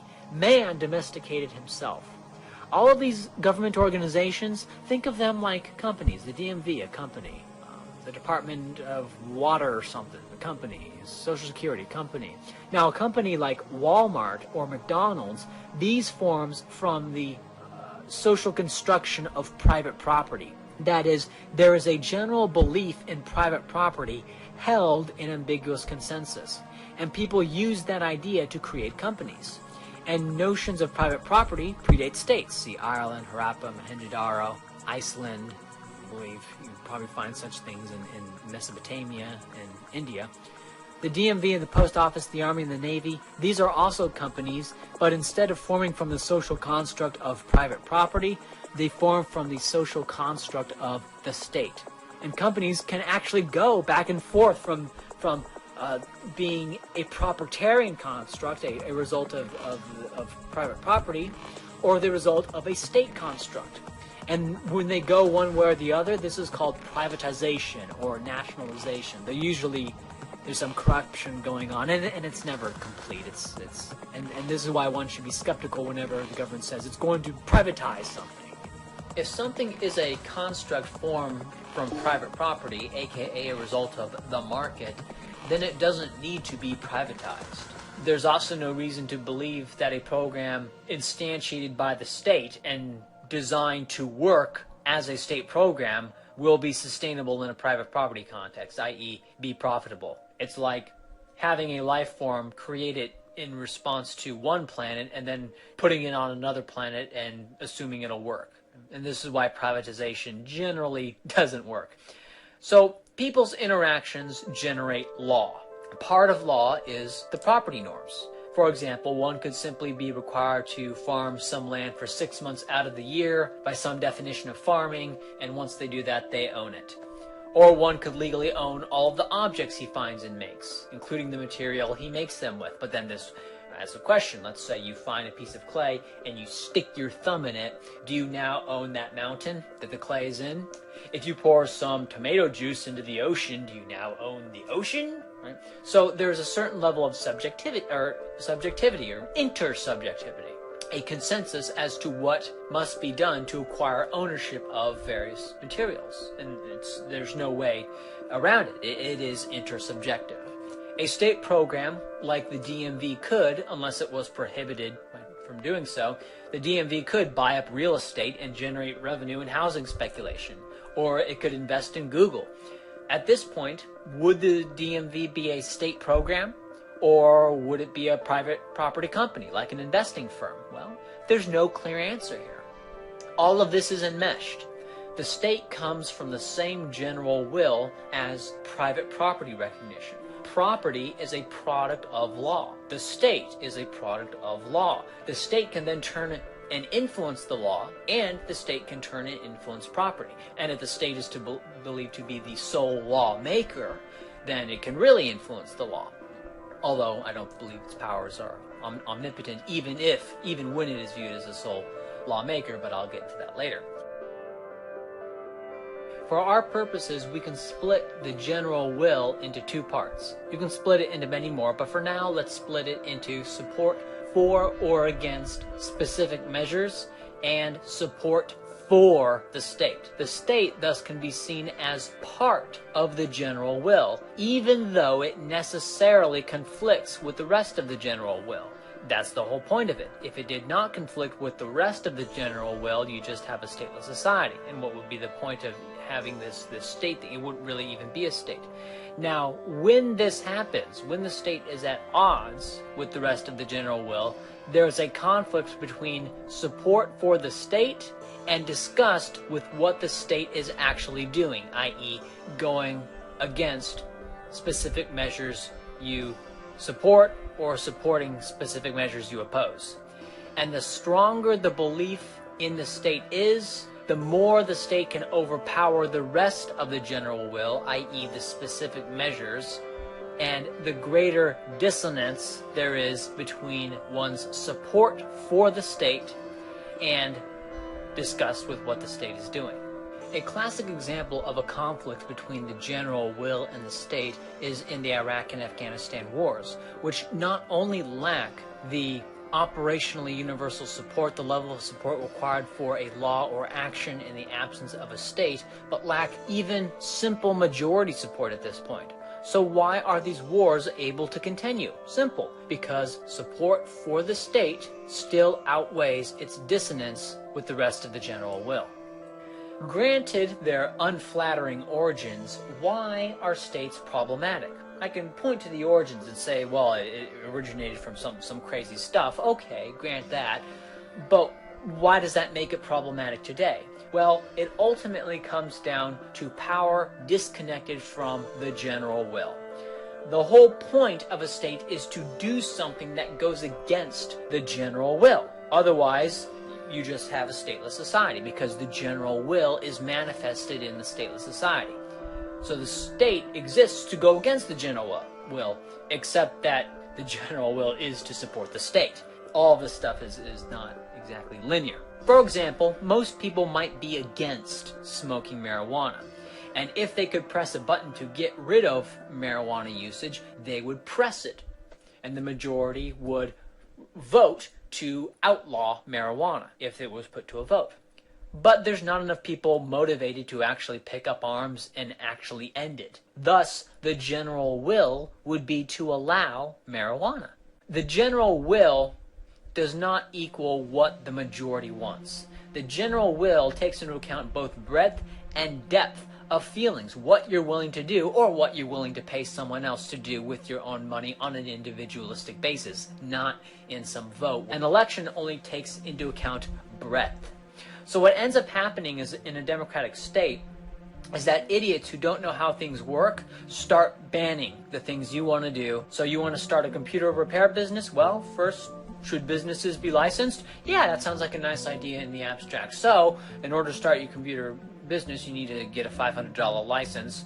Oh, well, I think businesses should be in a central business location. Okay, so now you can't work out of your garage because a bunch of people decided that it would be nicer if businesses were all in one area, because a bunch of people weren't thinking. They're not actually in the business of starting a business. They don't know how this stuff works, but they vote on it. But this can get even more hairy, because imagine a society with no state, no lawmaker, that requires one to pay to the church, though the church has no ability to create law. It's just common law that you have to pay to the church. So is the church a state construct? Well, no, there's no state. There's no lawmaker. Is it a private property construct? Well, no, because it doesn't form from individuals establishing private property rights. It's essentially a tax without a state. Oh, so you don't need a state to have a tax. Well, it opens up a lot of things, doesn't it? So let's look at a theocracy, the original state. You had the will of God, interpreted through scripture, enforced by the state.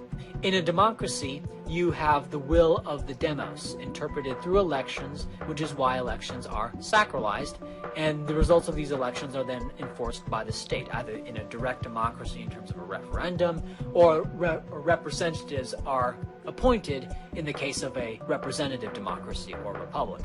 Man just replaces God in this system. And when you recognize what states are and how they evolved, democracy looks like a weird joke. Why obey the theocracy? Well, because they are enforcing the will of God. That makes sense. Who are you to even question the will of the creator of all things? To think you can even be seen in his presence? That's how it's justified. This is the will of God, and when you die after enforcing this will, you will go to heaven.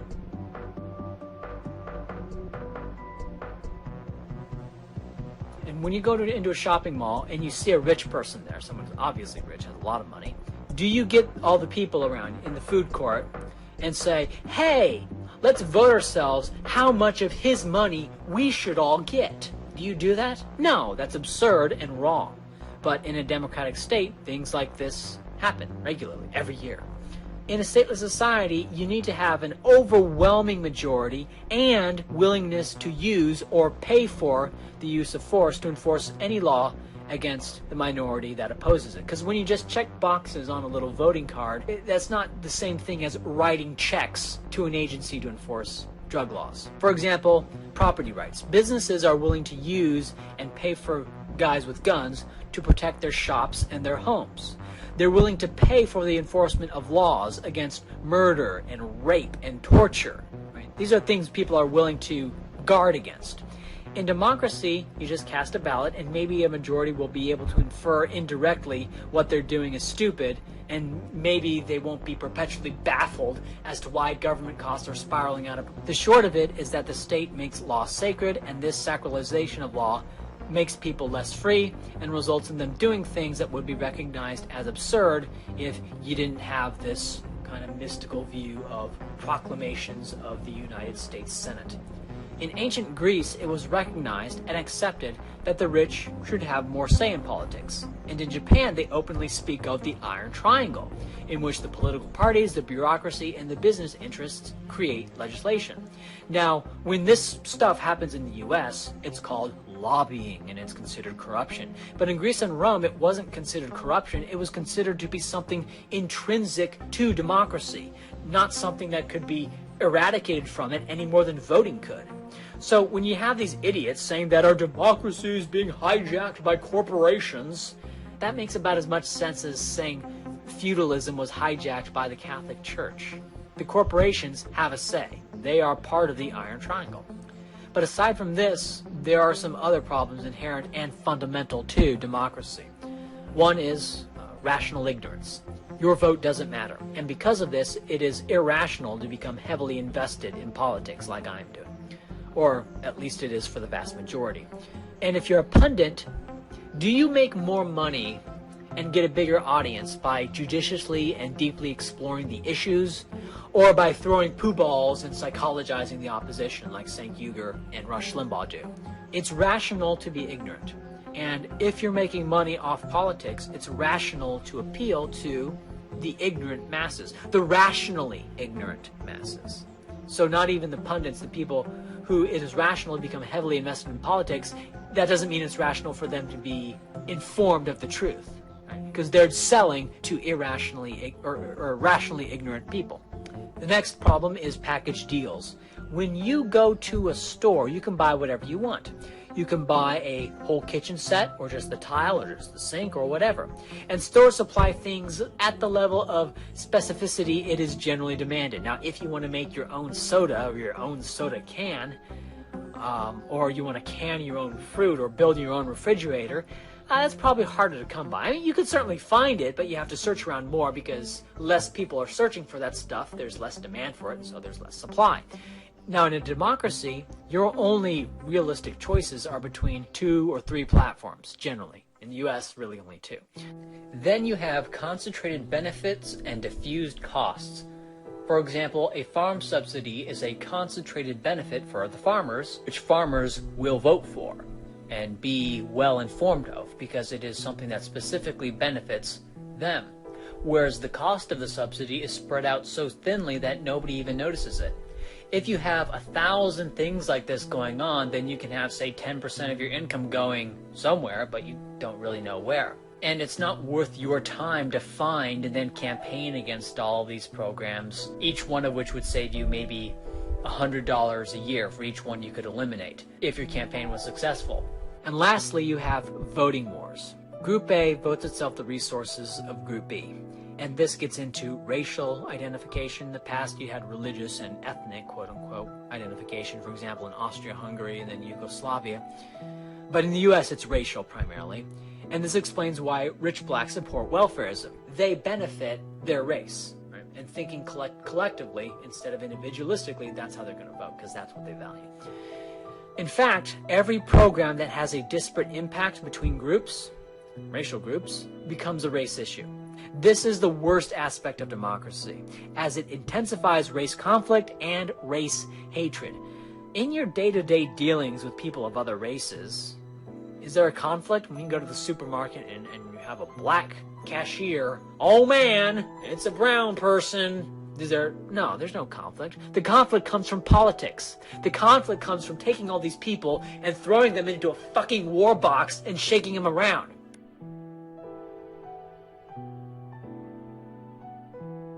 Just writing my little tax ID, my date of birth, my loyalty oath. Yes, I am very loyal. And presto, voted. What are you doing? I'm voting. It is a most important thing in our democracy because people aren't smart enough to run their own lives, so we have voting, where people vote on how to run the lives of others. Well, that sounds a bit contradictory. Who came up with this idea? The Greeks did. The Greeks were wonderful people with advances in mathematics and general philosophy. Though oddly there weren't many industrial or agricultural advances. I wonder why. Who the heck is that? I'm the enforcer. He's the enforcer. He's here to enforce the election results. Oh! Pow! I don't think I like democracy. Wow, you're really authoritarian. You don't want the people to have a voice. I'm not sure what smacking me with a hammer to collect my stars has to do with giving people a voice. In fact, it seems like you're just using democracy as an excuse to take my stars. Well, I'm sorry, but you voted, so you endorse the system. I didn't vote. Well, then you can't complain. What? Voted. Oh! Pow! Voted. Oh! Pow! Enough! I am not letting you hit me on the head with a hammer anymore. Francine, no more voting. What? It's my constitutional right to vote. Why don't you just leave me alone? I'll vote, and you'll not vote. It's not a problem. I'll leave you alone, you leave me alone. No, I would love to live and let live. That's what we were doing before voting, but you are not giving me that option.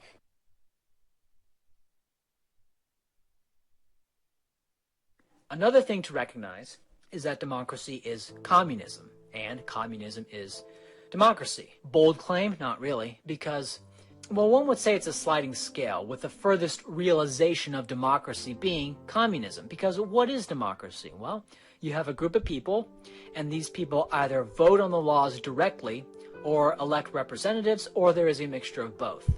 And once the laws are created by this process, these laws are then enforced. Now, anything can be voted upon. Anything. You can have anything voted away from you because you don't really own land. If you have land, quote-unquote own land, you're really just renting it from the state, and you pay rent in what is known as property tax. It's just rent. You should just call it rent. Ultimately, everything is owned by the state, and in a democracy, the state itself is owned in corporation by all of the quote-unquote citizens. This really should not be a controversial point. It's pretty straightforward. The state owns everything, ultimately. Anything can be voted away from you. The state is held in corporation by all eligible voters, so it's held in communism, in commune by all eligible voters, communism.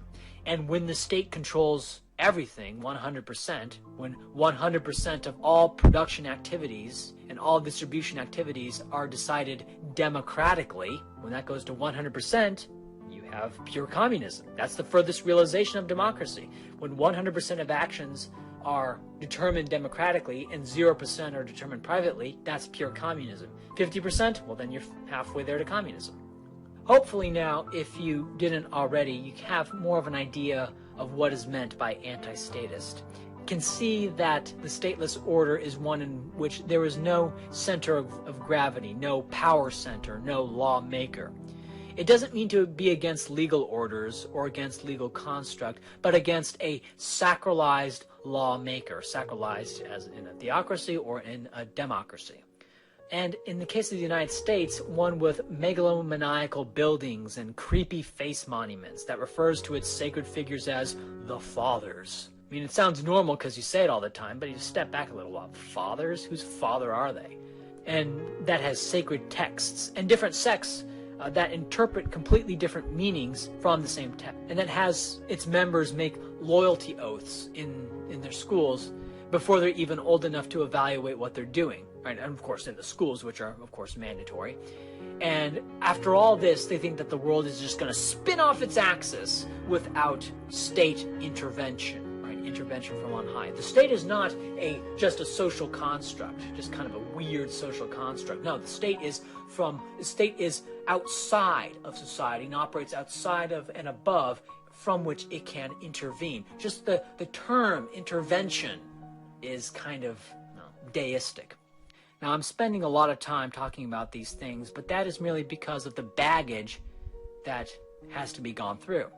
The way truth wins out is that the lie outlives its usefulness, and that people analyze things without any preconceptions and come to the correct conclusion without much fuss. For example, when we look at, say, ancient Rome or ancient Greece, or we look at all these ancient empires, we can say quite frankly and quite bluntly why they declined. They cut down too many trees, they started too many wars. Simple. There's no ideology to cloud us. There's no reason for us to lie about it, and so the truth gets out simply and without much fuss. I delve into democracy because that's the flavor of states today. And when bashing democracy, you're going to get a lot of fuss because of the ideology of today. If it was 1000 AD, I'd delve into theocracy. I believe that in maybe 100 years or maybe 200 years, people are going to look back at the democratic age as being silly. And they're going to look at democracy as a fundamentally impossible system, and are going to be shocked that it lasted as long as it did, in the same way we look at communism as a fundamentally impossible system and as being shocked that it lasted as long as it did. Now, as recently as the early 1800s, when about half of what is now the United States was unincorporated territory and effectively without state government, we got a glimpse of what a stateless society would look like with proto-industrial technology. In the treatise An American Experiment in Anarcho-Capitalism, The Not-So-Wild Wild West by Terry Anderson and P.J. Hill, the authors explained that the Western territories had a lower homicide rate than the incorporated states had, and they explained the various legal structures that developed in the absence of any effective state law. Claims associations, mining towns, prairie law are just some of the examples. What I like about the Western U.S. is that it was a semi-industrial economy operating in a polycentric legal order, one that didn't have much time to establish any kind of uniformity, I might add. It had railroads, it had mining and metal processing facilities.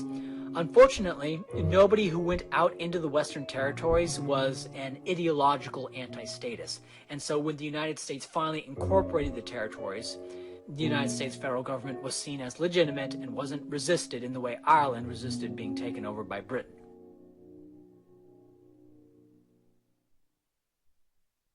Ah yes, election time. Now we can vote to get some help from the government to help raise our 5 kids that we had, with no consideration of how to raise them. Excuse me, but my wife and I were saving up money to raise kids responsibly, and raising taxes would make that harder for us to do. Well, we did it the other way around. You see, we already had some kids, and now we need money to raise them. So, we're voting ourselves your money. But I wanted to raise my kid in an intensive and caring environment, and groom him to have the childhood that I always wished that I could have had. Oh, I'm sorry to hear that. We'll be taking your stuff now. This is psychotic! So now the government subsidizes irresponsible families and punishes responsible ones? How can you even think that way? This isn't about your market fundamentalist hate speech. This is about the children. Yeah, don't you care about the children?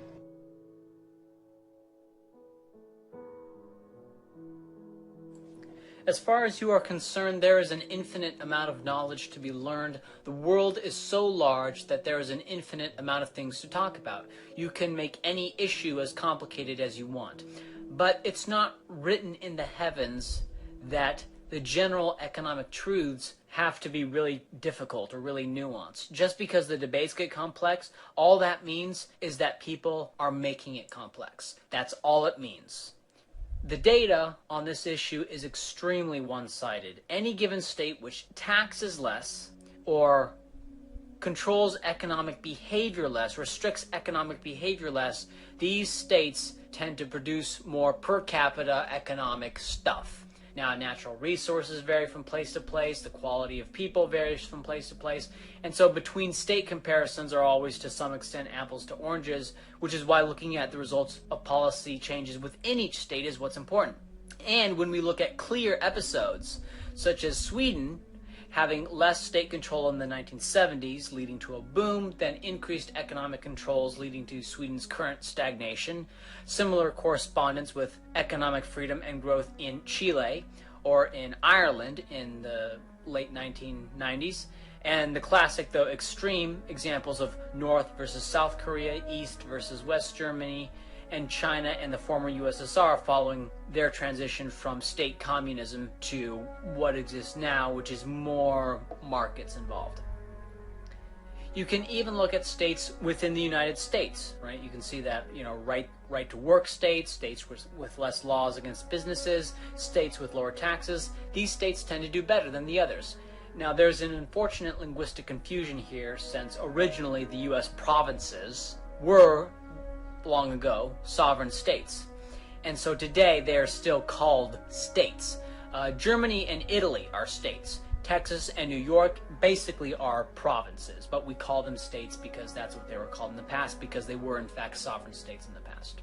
Anyway, we can also look at the expansion of state control in the US today in terms of the state at all levels as a percentage of GDP, government spending as a percentage of GDP, and the rise of controls on business, which are euphemistically called regulations. Controls, the effects of controls are hard to measure, but we can look at two things.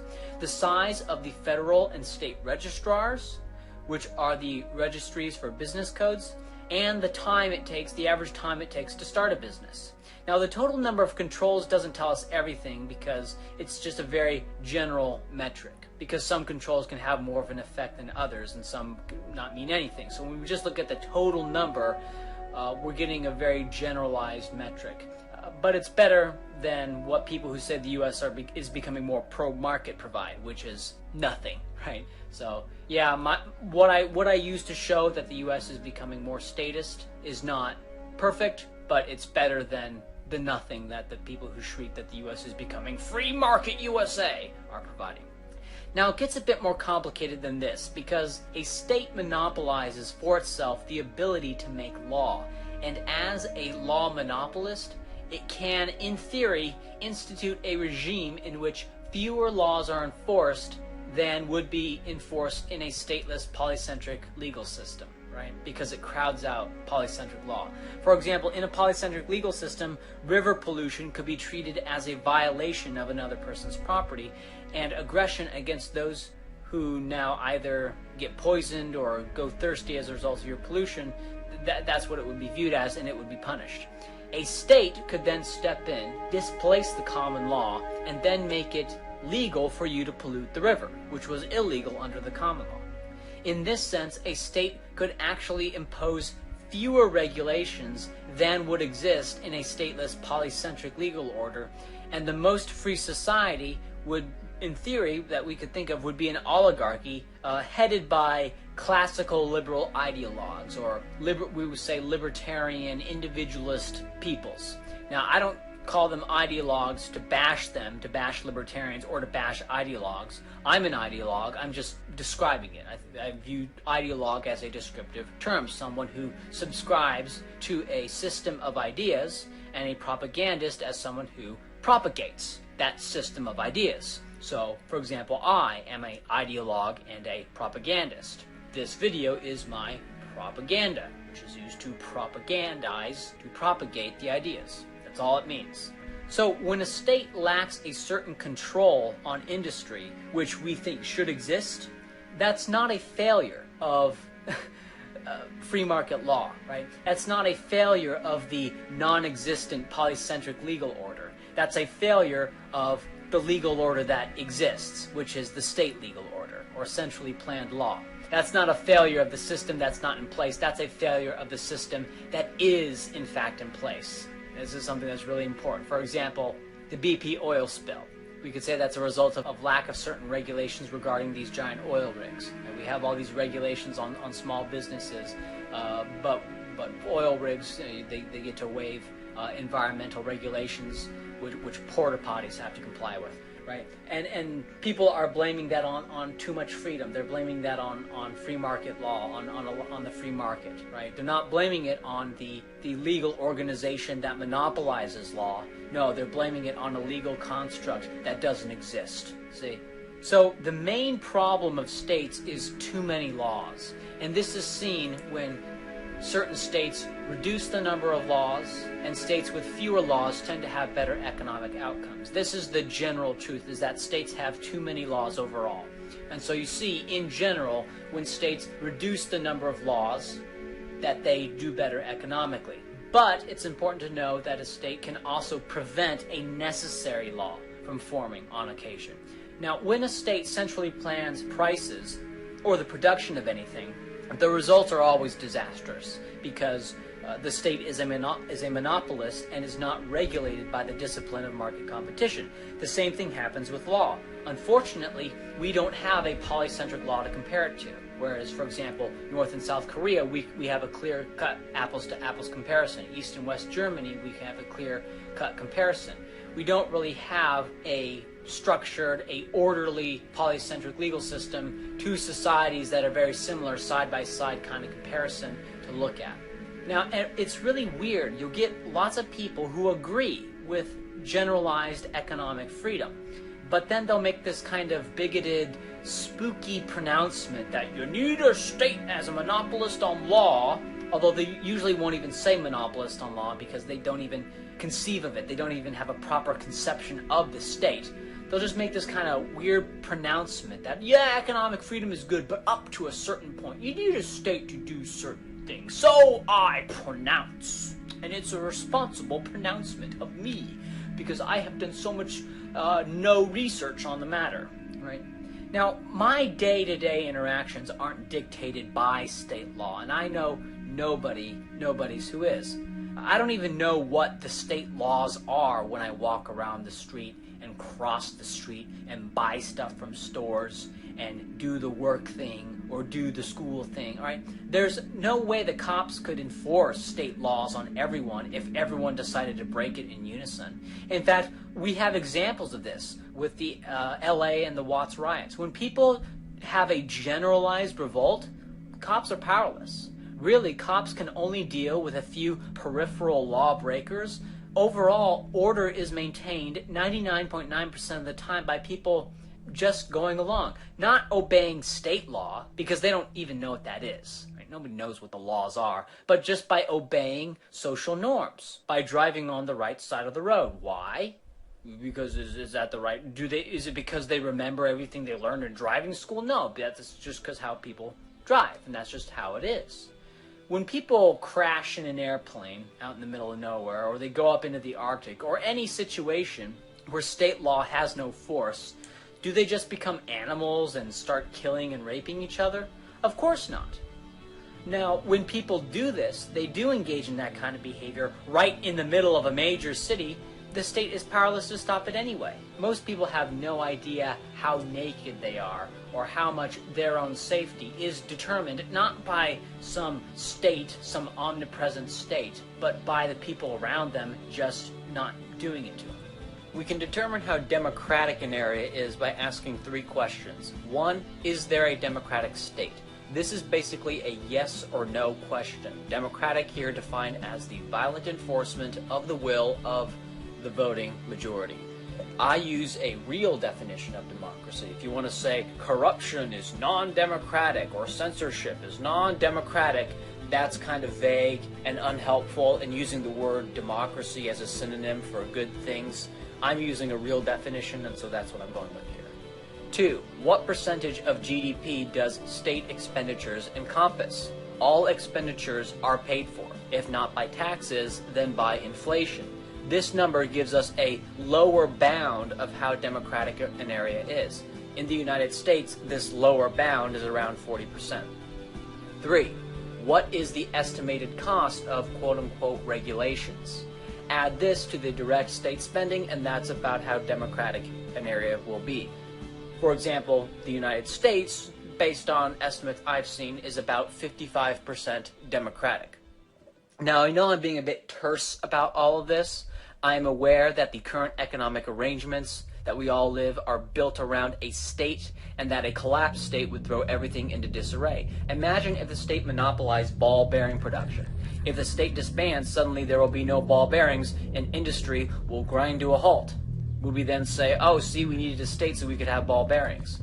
Ideally, there would be an orderly phase-out that would give people time to transfer over all of their contracts and arrangements into stateless legal orders, and there would be experimental areas for law, how to deal with roads, and once the formula for it was worked out, then more areas and more aspects of the state could be disbanded. For example, on the matter of roads, we can look at how non-state roads work today. For large highways, that big roads going long distances, highways, that's pretty simple. Just have toll roads, either the toll booth or one of those electronic scanner things. But for the capillary roads, the neighborhood roads, and the shopping centers, and just all those little roads that go into where people actually live, which feed into each other and demand interoperability, that at first seems like a difficult problem until we look at how it's actually done. How private communities manage private roads and allow anyone to drive through. Or how malls and shopping centers have free parking and free road access because they make their money ultimately on you buying stuff.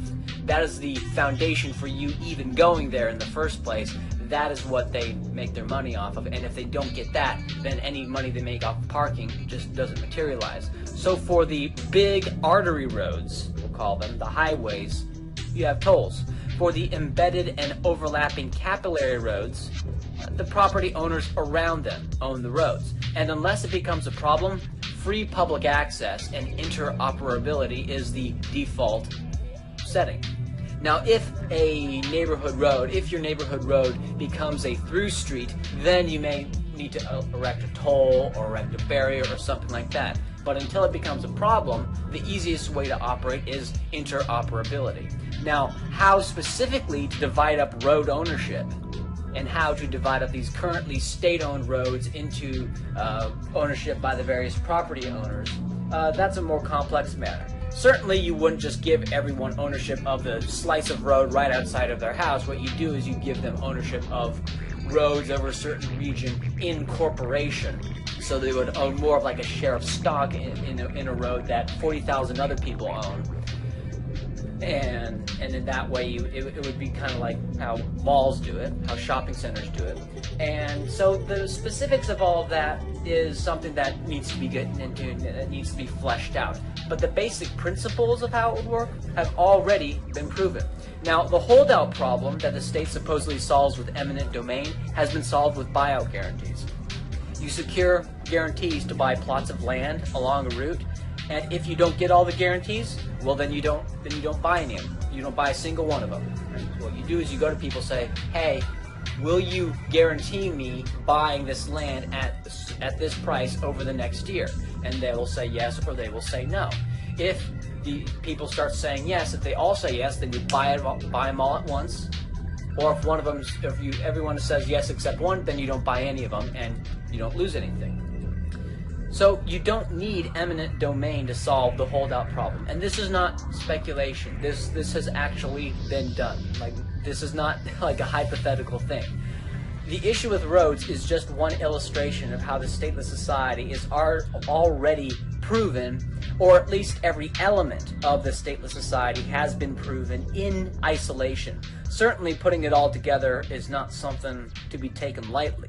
Even though we could say every single element exists in the U.S. today, having them all together in one place is certainly a thing, but it's a lot less hypothetical than one thinks on first blush. When you imagine a society with no state at first, people will go nuts and with all this bigoted conditioning about having no idea of how it would work, and just thinking that we're going to be returned to Thunderdome, New Vegas, and Fallout, right? And we all know this because when states collapse, well, there's chaos, and the chaos of the collapsed state is evidence that you need a state, right? But when you actually break down the elements of the stateless society, it's certainly a lot of stuff, right? Currency, roads, air and water pollution, fishing rights, funding for basic research, free rider problems for things like defense, fire protection services, air spectrum rights, police, all of these commons problems and free rider problems, and these things have been solved. What you find is that not only are these problems not too difficult on a theoretical level, but that they have already been solved, that they have already been provided by non-state actors. I will refer you to a video series, Anti-Statism at Light Speed, for more detailed exposition on the anatomy of a stateless society, or as David Friedman calls it, the machinery of freedom. You can see this as shameless self-promotion, but that video series is about 3 hours long, and viewers have a limited attention span. This video is already very long, and if I go into every single thing, if I go into the anatomy of a stateless society, this video would be like 6 hours long and I'd get people clicking off. Now, if I make this video too short, then what I get is people saying how I didn't address this or that. So I have over there a 3-hour video series that goes over this stuff more thoroughly for those kinds of people who need that level of depth, and for those who aren't interested in listening, they don't have to go over there. So I think this is an elegant solution. Now, it's more likely than a controlled demolition of the state is that the state will collapse without the replacements for state services having had any time to develop. And it'll be chaos and mayhem and bloodshed, and the asses of the masses will blame the chaos of the collapsed state on the lack of a state, not on the state having monopolized so many critical services in the first place, thus resulting in a catastrophic failure when the state disbands. If McDonald's abrogated to itself trash pickup, for example, and then disbanded, and suddenly the streets fill up with trash, well, of course, we blame McDonald's for having monopolized such a critical service in the first place. Whenever you hear someone saying that the state should do something, or the failure of a service to be provided that was monopolized by the state is evidence how the free market is failing, replace the state with McDonald's. And however stupid it sounds when you replace the state with McDonald's is how stupid it actually is. I call this the McDonald's test. McDonald's should print the currency and regulate the banks, and is accountable because of elections run by local McDonald's franchises. McDonald's has authorized the invasion of Iraq and Afghanistan, and it has sent 100,000 McTroops over, Now, if you've been an anti-statist for long enough, you don't need to do the McDonald's test, but if you're just starting out, the McDonald's test is a useful way to clear out some of that lingering subconscious awe for the state. Fred. Hey, Fred. Can I speak to you for a second here? Oh, hello, Radio Mike Kirby. What's up? Well, it's about my radio show. I'm losing a lot of listeners to this guy, Rockstar Kirby. Yeah, I know. He's a lot better than you. Maybe you should find out what's wrong with your show and work on that. It's called Doing Business. Fred, remember what we talked about? What? Don't ever pass up on an opportunity to control something. Think, Fred, what can you do to expand our power in this situation? Oh, I know. Barriers to entry. Exactly. Okay, Radio Kirby, how long have you been in business for? 12 years. And Rockstar Kirby has been in business for how long? 2 years. Okay, great. Then what we will do is make a rule that if you have been in business for 10 years, nothing will happen, but if you've been broadcasting for less than 10 years, then you have to do all sorts of crap to get your radio station going. Fees, waiting periods, licenses, approvals, capital requirements, and then we'll say that you don't have to because you are a community fixture and we can trust you with the airwaves. Oh my goodness, thanks a lot. Fascism rocks. Line? My line? Yes, your line. Oh, right. Gee, Fred, how do these barriers to entry work? Good question, Radio Kirby. Can I go now? Yeah, sure. Good question, Radio Kirby. Normally what happens is that people all do things and provide value in what it is they do. Each dot will represent money they get for the value they provide. Let's make each person's dot a different color so we can see what's going on. What's happening now is that Radio Kirby is providing the same value that he's always been providing, but Punk Rock Kirby and the Pop Star are now providing more value. And what would happen is that people paying for Radio Kirby will start paying for Punk Rock Kirby and the Pop Star instead. And then the entire market will grow. But what happens when we put in barriers to entry? Here are the barriers to entry, but they're not entirely solid, because if we made it impossible for other people to start a radio station, there would be a revolution. So we make little holes for them to get through, kind of like elections. Anyway, the radio market expands, and a few people are able to hear Punk Rock Kirby and the Pop Star, but it's so hard for either of them to start a new radio station that very few get exposed, and so Radio Kirby is safe. The demand for his radio grows, and he gets another dot, while the other two only grow a little bit.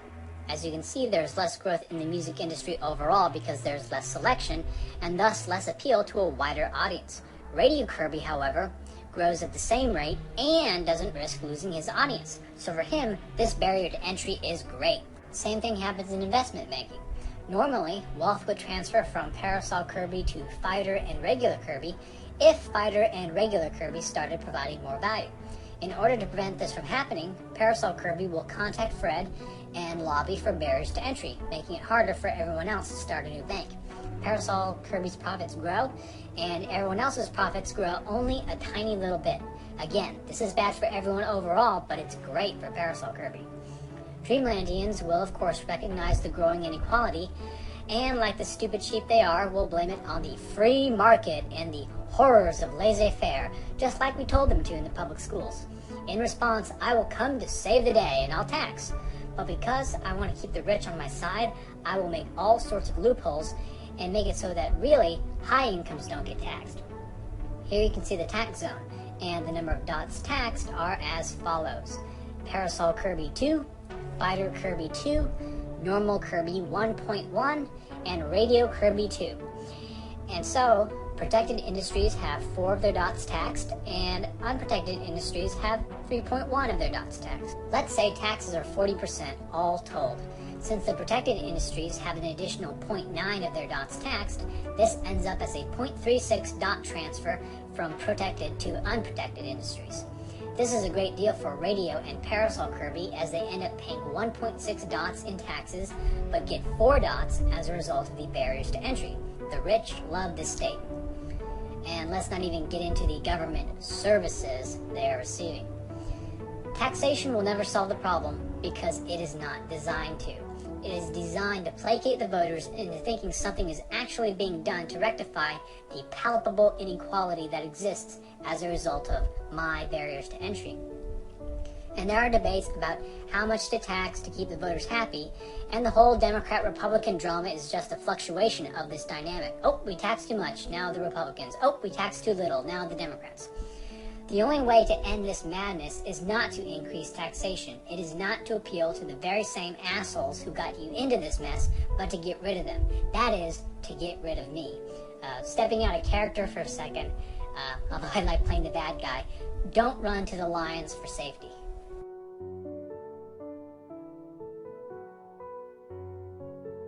Now, when something has to function in the realm of private property, or something close to it, it takes resources from society, transforms them, and gives it back.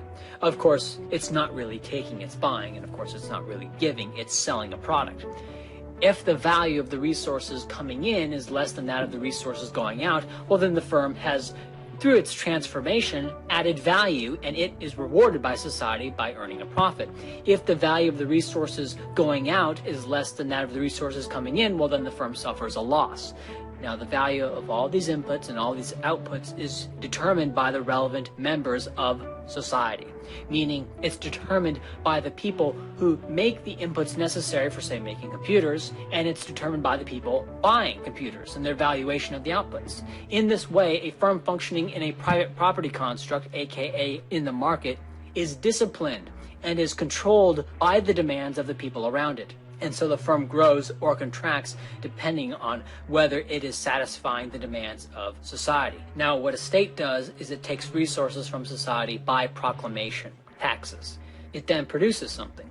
This can be weaponry, a pork project, a handout to a voting bloc in the case of a democracy, or a school. This is because firms that get their inputs from taxation don't face the discipline. They are disconnected from society and in a very real sense are antisocial. Statism is inherently antisocial. So why do humans have this innate drive to collectivize things if it doesn't work, as I say? Well, it makes more sense as an insurance policy for hunter-gatherers. The amount of meat you will get in the hunt will vary. Sometimes you'll get more than you can eat before it spoils. Sometimes you won't have enough to survive. But if the hunt is pooled together, say among 150 people, this variation gets smoothed out. The same principle can apply to farmers. Now, humans evolved in groups, so we should expect a certain tolerance for this socialization of resources. Now, did humans evolve in groups of 50 million people?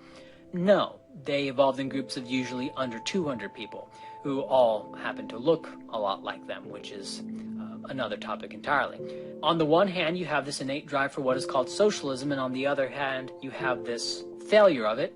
And so at the voting booth, people vote for what is called state socialism, but it doesn't work. It's state-enforced wealth redistribution. It's not really socialism because it's not really social. It's just using guns to push resources around. A mistake was made. Things that work at the primary unit level don't work with millions of strangers. It doesn't translate properly. This sentiment, this communitarian sentiment, doesn't translate onto something that is forced, onto a mandatory legal construct. But in order to have this specialization and division of labor that provides this standard of living to which we have become accustomed to make something like an iPod, people must work in much larger units than their primary units and deal in an integrated economy of millions. And the way to do that is with markets, with money. A baker bakes bread not because he cares about you, but because he cares about his friends and family and wants to provide for them. And your money that you give to him for bread helps him do that. Markets and private property provide a way for people who don't particularly care about each other to work for each other. It's not community, it's all business.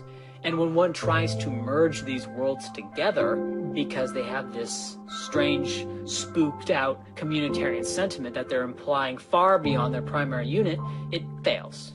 At the turn of the century, universities in the United States did not have PhDs. To get a PhD, you had to go to Germany. Germany, having just been unified under Bismarck, needed a way to break down the particularist divisions in Germany, to get people to stop seeing themselves as Bavarians or as Rhinelanders, but as Germans. Germany overall, Deutschland über alles, meant that one was to identify with Germany, not with their particular German subgroup. This has been misunderstood, or perhaps deliberately misconstrued, to be a slogan for world domination, like Germany over Britain, over France, over Russia. No, it meant Germany, identify with Germany over and above your identification as a Bavarian. And the way Bismarck planned to fully conquer the hearts and minds of Hamburgers and Pomeranians was with mandatory state-run schools, which are euphemistically called public schools. These schools weren't designed out of some experts studying how best to teach kids. They were designed by a militaristic state trying to promote loyalty to the nation. And wouldn't you know it, one of the subjects they taught was history. The American students who saw these schools while getting their PhDs in Germany were enamored, and that's how the idea traveled to the United States.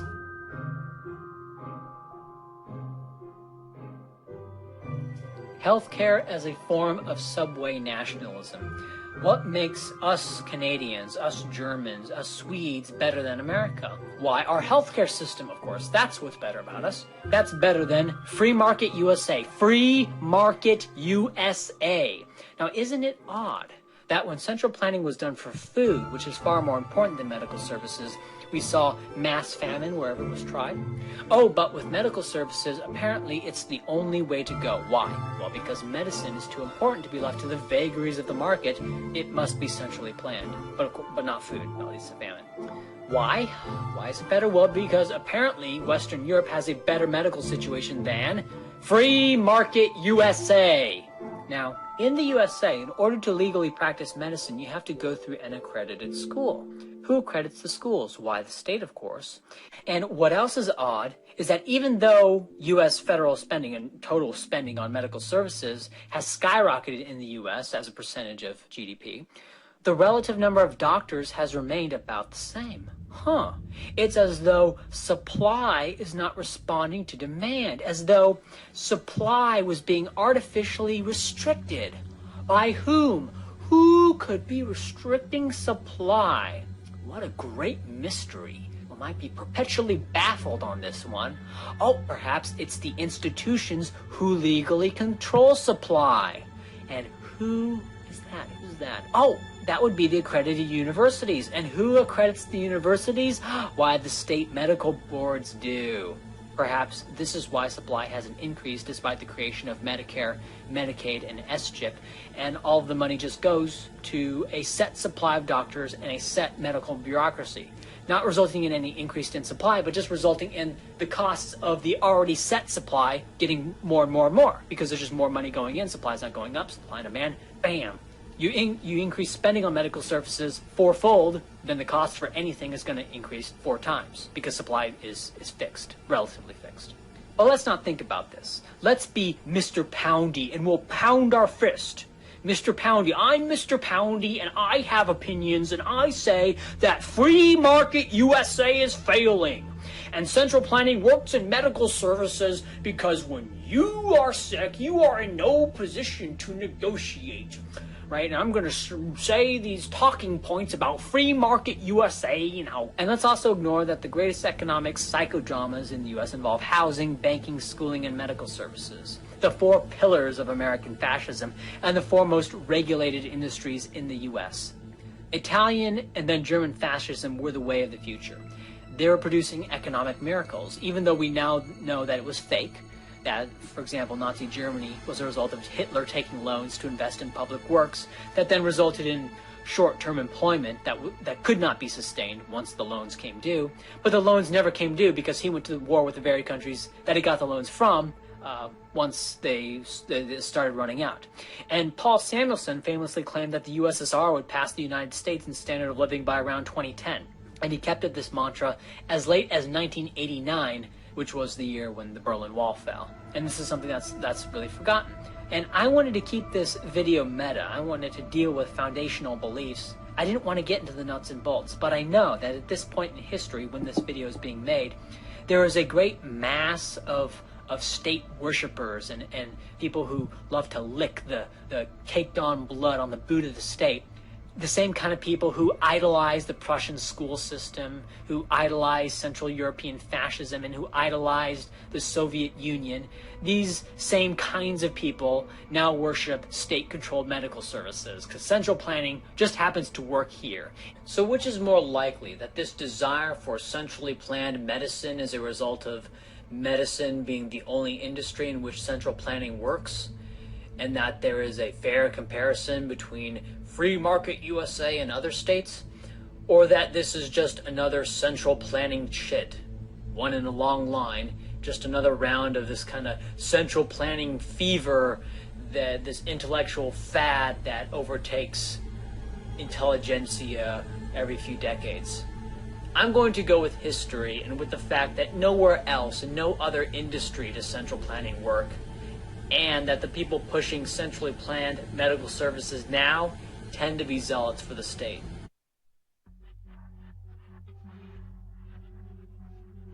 Over the past 17 years, small businesses were responsible for 65% of all new jobs in the United States. This, despite business regulations having a disparate impact against small business owners over large business owners.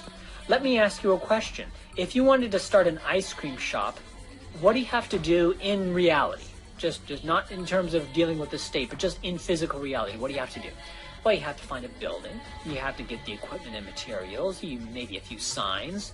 Hire some employees, or get some people to, maybe some family members or some friends to work for free at the beginning to take the risk along with you. You have to pay for electricity and water and trash pickup and uniforms. Or if you have some extra clothes, or you know someone who can make clothes, maybe you don't have to buy uniforms, you could just make them yourself.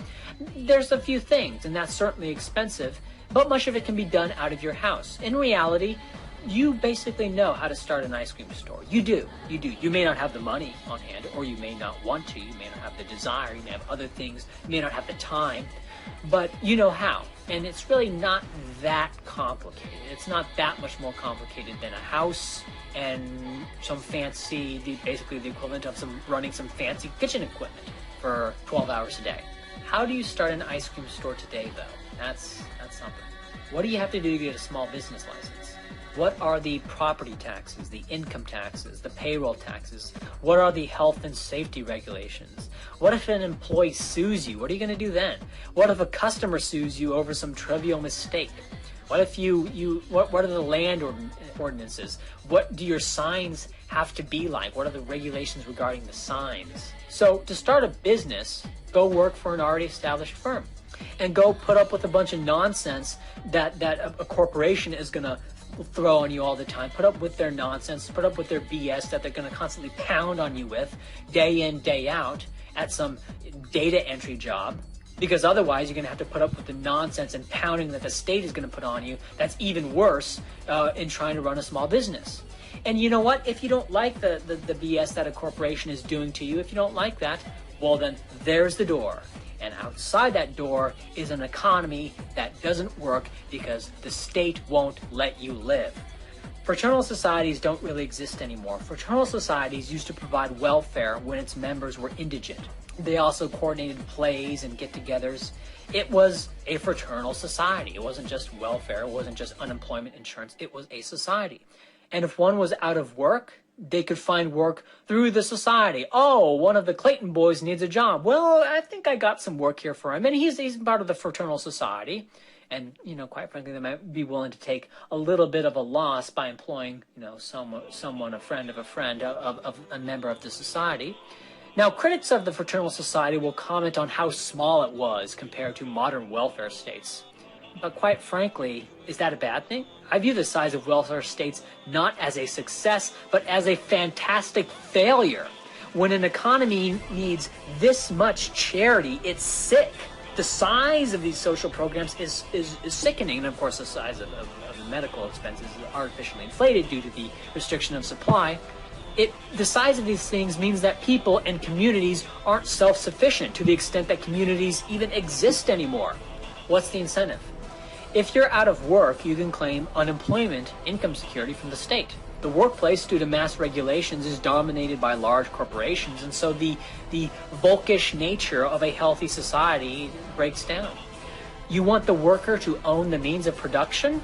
Well, then why demand all of these employee regulations and all these benefits and taxes? And why are you making it harder for small businesses to form by making it harder to hire people? Why are you creating an environment where large monolithic corporations are at a comparative advantage compared to the small businesses, and as a result occupy an artificially large sector of the economy?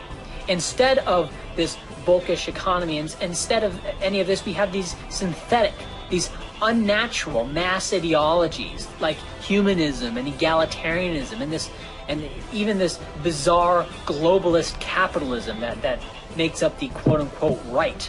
These things which deracinate, which burn the roots, and turn all who it infects into a cultural Marxist pate that tolerates everything. We get a mass society with a mass workplace, a mass democracy with mass politics, and a mass schooling with a mass curriculum, which creates a mass man, a degenerate man who fills his empty life with the baubles of consumerism and has no reason to start a family. People who are smart don't have kids, generally. What are they having kids for? What movement? What people? Only unintelligent people have kids, probably by accident, and so we have this explosion of single mothers. Imagine if having a kid was a great joy, as it should be, of adding to the fraternity. You want egalitarianism, well, the primary unit is inherently egalitarian. That's where egalitarianism actually exists. That's where it came from, and that's why you have these people inappropriately trying to apply it to millions.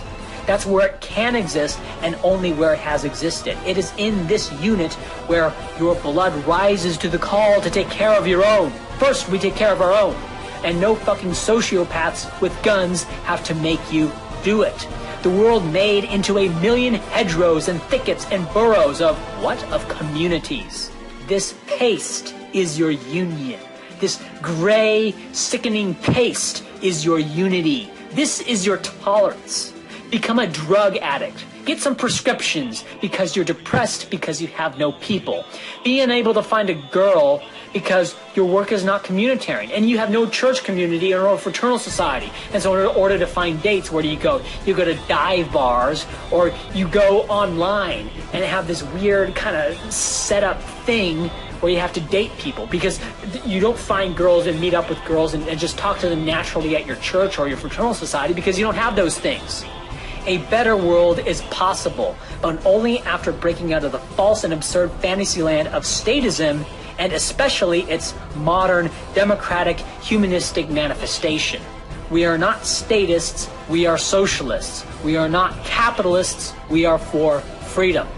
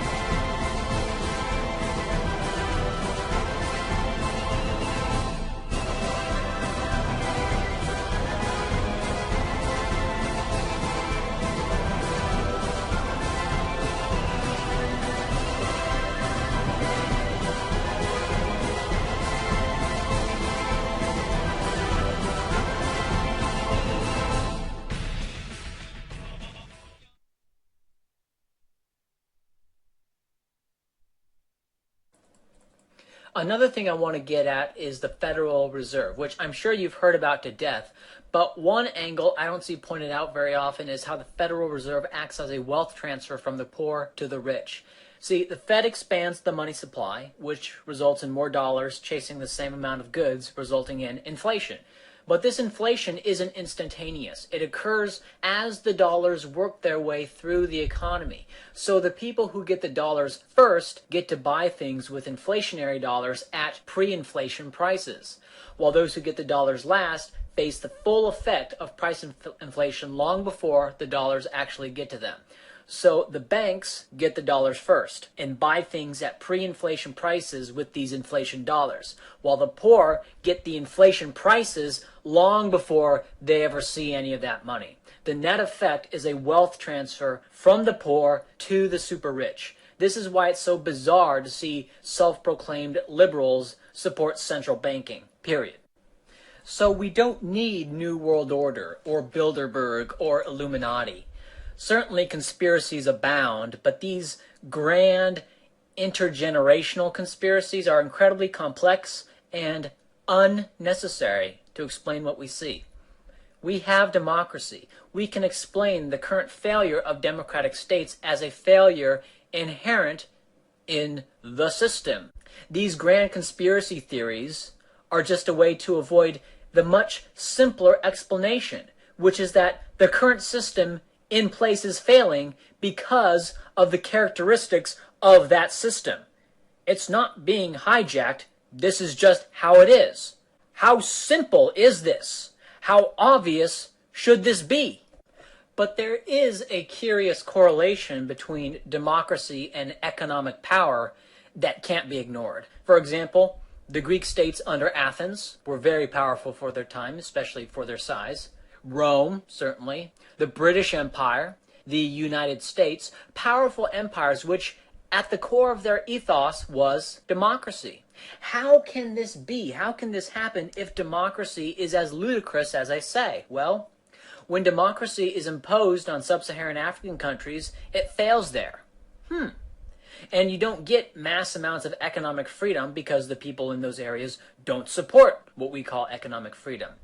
In Greece, you had the tyrants, which were the primordial theocratic states that occur everywhere when states form de novo. And these tyrants were overthrown. But once the tyrants were overthrown, what you had was a bunch of people who still thought that you needed a state because, like you, that's all they ever knew. But after just having thrown off a tyrant, they wouldn't agree to another king, but they would agree to a state in which it was perceived that they had some power and some influence over rulemaking, and so they agreed to a democracy. And thus democracy in Greece was a symptom of a society that was already decentralized and had a profound distrust for state authority. And thus you had more economic freedom, thus wealth with which to build a powerful empire and conquer the world. But over time, the democratic states expanded and it destroyed Greek power. Similarly, the Romans were initially under the domination of the Etruscans, who at one point fought a war with the Greeks in 500 AD. The Etruscans were getting their butts kicked, and seizing the opportunity, the Romans revolted, and they succeeded and gained their independence from the Etruscans. The Romans at this time still believed that they needed a state, right? Because that's all they ever knew. They didn't believe in a stateless society. But they wouldn't submit to a king, and they had just overthrown one. So they agreed upon a Senate, a representative democracy. Again, the democracy was a symptom of Rome's decentralization, a decentralization which led to profound economic growth, which provided the resources for which could create a powerful empire. The United States was initially under the domination of not the Etruscans, but the British.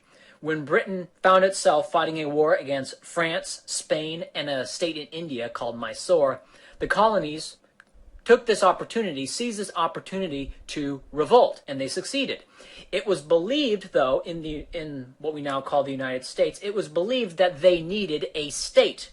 But the Americans wouldn't agree on another king. They had just overthrown one. So they agreed to a representative democracy. Again, the democracy was a symptom of the initial decentralization, and in the case of the United States, and I would probably believe in the case of Greece and Rome, though we don't have as good of evidence of that, a distrust of central authority. And it was this temperament of the population which led to decentralization, which led to economic freedom, which led to wealth, and that wealth then fueled the empires. Over time, the democratic state, though, always expands, and the economic freedom declines, and the relative wealth of the area we're talking about, be it Greece, Rome, Britain, or the United States, the wealth declines and the empire falls. This is why trying to spread democracy to people who don't support economic freedom never works. Democracy is a symptom of people who are skeptical of central authority but still think that a monopoly on law is necessary. And that's why, initially, democratic states tend to be more economically free than non-democratic states, leading to the democratic states becoming imperial powers because they have the resources with which to do that. And it also explains why they eventually always decline, because in democracy, all of the incentives are towards expansion of the state, not reduction in state power, which then restricts and acts as a parasite on the economy and eventually brings the empire down.